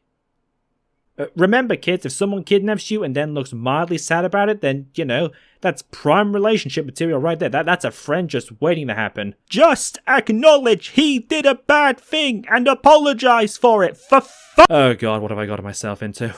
Get back, you savages! Okay, I think that's everything on the topic that doesn't fall under what I've talked about beforehand. Back to Any Sport in a Storm, and oh boy, do we have another character coming up. Okay, let's get Darius done real quick. Darius is strange, and he bothers me in this episode. Okay, so the big twist is Darius is actually a rebel against the Emperor's plans for the Day of Unity. Bit of a spoiler, I suppose, but if you're in this far, if this is the spoiler that gets you, then I don't know. Anyway, Darius feels like he's here and exists in general for the sole purpose of making sure that Hunter faces no consequences for his actions. God damn it! I won't even mind it in this instance if Darius was written to have remotely cared about Hunter or disapproved of the Emperor in any way beforehand, but this is literally the first time that it happens. So I could go on into how Darius was instrumental in capturing Reigns, where it felt like this came out of nowhere, in Titan, where Artfau revealed where he actually didn't know Reigns was a traitor, meaning this whole thing was blind luck, but we've been at this for a while now and I'm bored. But I mostly assumed that this was so Hunter didn't have to face any consequences because his new father figure just said, nah, don't worry, it's cool, here, have a phone. Wonderful. Main issue I have with here is, okay, Darius says this to Hunter after, air quotes, he saves the Flyer Derby team. I was just gonna drop them off at Hexside. We have more than enough recruits, in my opinion. Then why did you not tell them that, you f***ing goo-headed muppet? That would have actually given him a reason to have brought the team onto the top deck in the first place, to explain the situation. Hi, yes. Hello, stupid, half-formed moron people, or children, whichever term you prefer. My apologies for Hunter existing. This has been a big misunderstanding. I'll take you back to Hexside, and I'll explain the situation to the authorities once we're there. And then, because the team had no reason whatsoever to trust him, much like they have no reason to trust Hunter, but we'll ignore that, they keep trying to escape. That would give Darius an actual legitimate reason to be angry with them. He's trying to help them, and they keep trying to screw him over, as opposed to what actually happened where... You know, I'm not entirely sure what he thought was going to happen when he brought prisoners who thought that they were going to be drafted into permanent military service to the one place on a giant airship where they might be able to escape without restraining them. Oh, that's right, because we needed Hunter to have his big heroic rescue. Okay, then, I guess that's why Darius had been brought to the top deck, so a situation where Hunter could step in and save them could occur. Who gives a toss about making things make any degree of sense? I mean, we'll all praise it when a show makes good sense and has good foreshadowing and background details and character moments, but when those moments don't make any sense whatsoever and are bad, we have to remember that it's a kid's show, so we can't judge too harshly. Why not roll over so Disney can spit on the other side of your face? I feel like I'm going insane. I'd say that Darius praising and rewarding Hunter here renders Hunter's actions meaningless and points out the fact that in Hootie's moving hassle, the reason Willow and Gus speaking up to defend Luz worked was because they were both willingly accepting punishment and the consequences for accepting punishment. They were willingly taking a hit and were punished for it, and that showed how much they cared about Luz. But as I established in the Grimwalker segment, everything Hunter does that opposes Bellows in any way is meaningless anyway, so there's that, just in case you needed a reminder of how bad the idea of Grimwalker Hunter is. That's pretty much all of my issues with Any Sport in the Storm, so I guess that means the video is over. I probably could have transitioned into that a bit better. Here is my new belief when it comes to Hunter, okay? Hunter has no actual character. Hunter just does whatever the plot needs him to do, or whatever the writers think would be cool for him to do, but none of his actions make any coherent sense. There's no ideology underneath what he does, only what the plot needs him to do to get the big moments that the writers had planned because they vaguely fit the shape of a character arc. The plot needs him to not backstab Luz, so he doesn't. The plot needs him to backstab Amity to steal the key to the human realm, so he does. The plot of Any Sport in the Storm, well, you could literally remove this entire episode from the plot and it would affect literally nothing in any way whatsoever. It would probably help improve the plot, actually, since no one would know who Hunter was and would make all of their future interactions seem less weird. But the plot needed him to backstab Willow and Co. at first, so he does, and then needed Willow and Co. to not be drafted into the Emperor's Coven, so Hunter, quote, saves them, even though that's not clearly established as his reason, and then the plot needs him to not be loyal to Bellows anymore, so he just runs off. Sorry, what the f*** is this writing? This is not a deep, complex, developing character. This is an inconsistent character who does whatever the story needs him to do. One of the other major defenses of Hunter's inconsistent actions throughout the series is that he's an emotional teenager. And while technically accurate, I don't consider that to be a valid defense, at least not of a character in media. Just because a character is emotional does not mean that they are inconsistent. An example of an extremely emotional character who is still consistent the entire time, and when they are not, it is justified within the context of the show or within their characterization, is Catra from She-Ra and the Princess of Power 2018. She's extremely emotional, justifiably so, I'd argue, but everything she does in the series makes sense within the bounds of her character. Let me posit a question to you. In Any Sport in the Storm, if Steve hadn't shown up and spoken to Hunter as the Flyer Derby team was being taken away, would Hunter have still gone after them? Like, could you actually tell me with 100% certainty? Because if you put nearly any other character in this series into that position or one even remotely similar, I could answer with certainty instantly. I have no idea what Hunter would do. That's the problem. Like I said throughout the video, the issue that I have is with how inconsistent his belief system is and how it changes to serve the plot. I don't know what Hunter's character is, and even when I do, it's not because of anything in the show. It's because of the kind of character that Hunter is based on, not the kind of character Hunter himself is. Any Sport in the Storm is bad. It is uniquely terrible in almost every conceivable way. It fails on every single thing that it tries to do. Character arcs, development, actions, making basic sense, being meta, setting up twists, being well written, relationship development, and basic foreshadowing elements of the plot. It's easily the worst episode of the Owl House. I might actually go as far as to say that it's one of the worst episodes of media I've seen, because the show just refuses to acknowledge how bad this was, and latches everything back to it since it aired. At least other shows know when they made a misstep and detach themselves from it. Owl House refuses to, and Season 2 has suffered immeasurably as a result.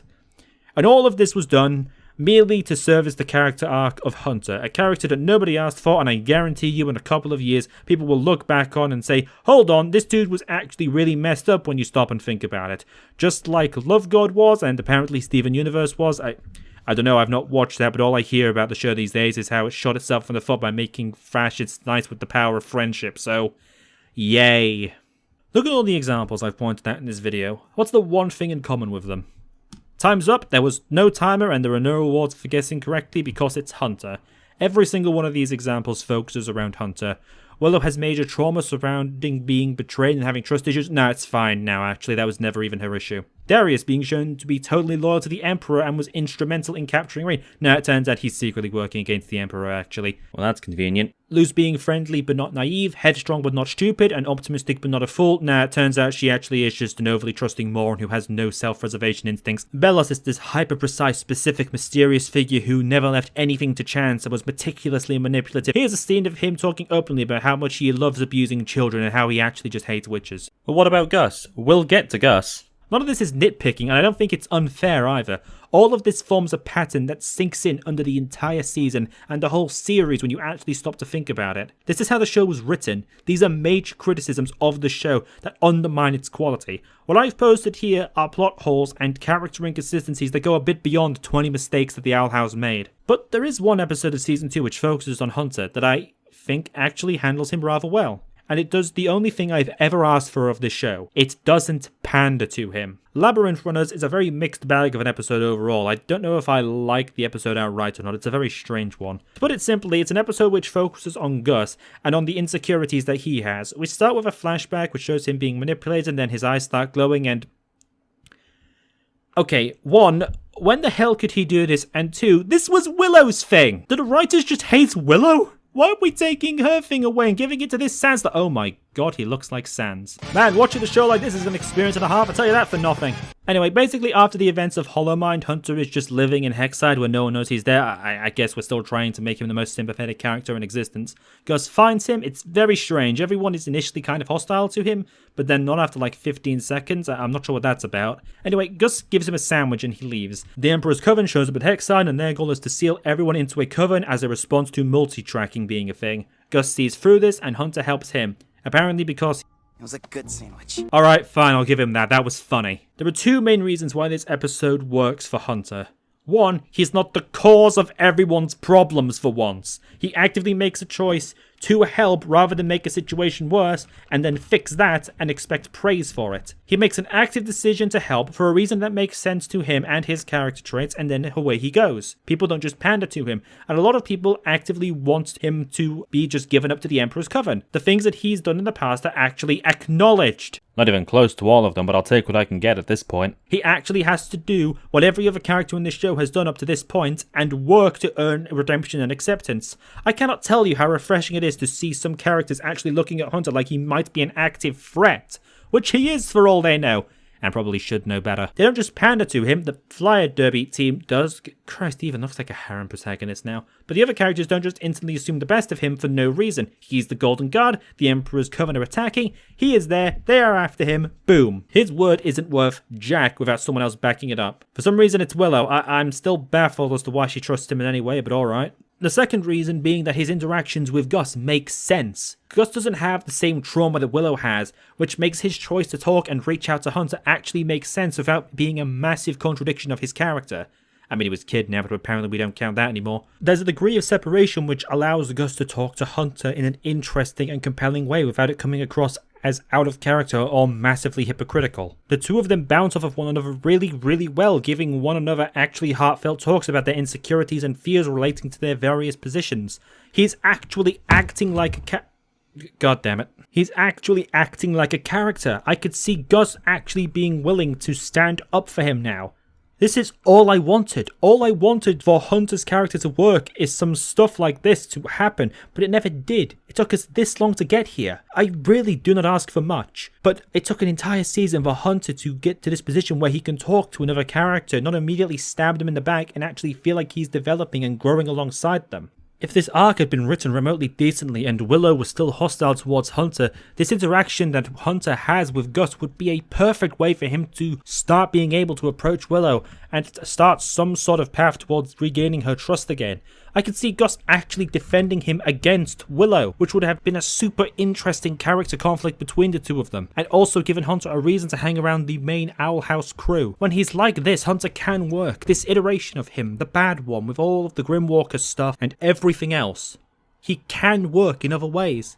This is all I wanted from the guy. I don't think I asked that much. Just stuff like this. Like what happened with Amity in Season 1 while still being aware of their differences of positions and without breaking other characters. If the entire season was written like this, then it would have been fantastic. But it wasn't. Instead, it feels like a glimpse into an alternative timeline where Season 3 was made, and where Hunter was actually a well-realised character. One of the biggest reasons that I loved the first season of the Owl House was because of how cohesive it was. Every character was utilised near enough perfectly with the amount of time that they were given to shine, and no one character felt like they were being developed at the expense of another. Every moment gave us little details about each one of them that allowed us to come to understand their character more holistically. But Hunter goes against all of this. To make him work, he has to be crammed down our throats at every available opportunity. And every character has to bend and break in order to accommodate him. Hunter feels like the accumulation of a piece of writing advice that I got in my first year of university. Kill your darlings. It's not as violent as it sounds. It basically means that if you have a character, a story beat, or a theme, or something along those lines that can be changed, be willing to change it. Don't get super attached to it to the point that the whole story suffers. And that's what Hunter feels like to me. A darling that no one involved was willing to change, to adapt, to reconsider with the needs of a character that was only going to get one full season as opposed to two. The way that the show was written and what we actually got, I don't think that Hunter should have been written the way he was. Frankly, I don't think he should have been included. If he had to be, he should have remained an antagonist, or something else. That'll be the topic of video 3, but the way he's written right now, he feels like he belongs in a completely different show. So, why was he written this way? Well, that's what the second video is going to be about. I promise it'll be, shorter than this one. Significantly so. We've actually gone over pretty much all the reasons why I find Hunter to be an absolutely terrible character. And in the next video, we're going to be talking about why I think the writers wrote him this way, the internal situation at Disney with the creators. It'll be a lot less long than this one, I can promise that much at least.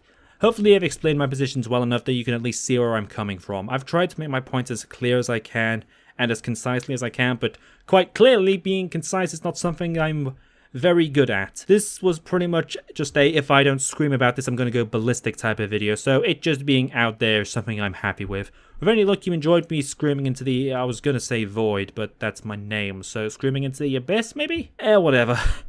Either way, the second part of this series will be out at some point, can't quite guess when, but you know it'll be out at some point. And until then, take care and I'll see you soon.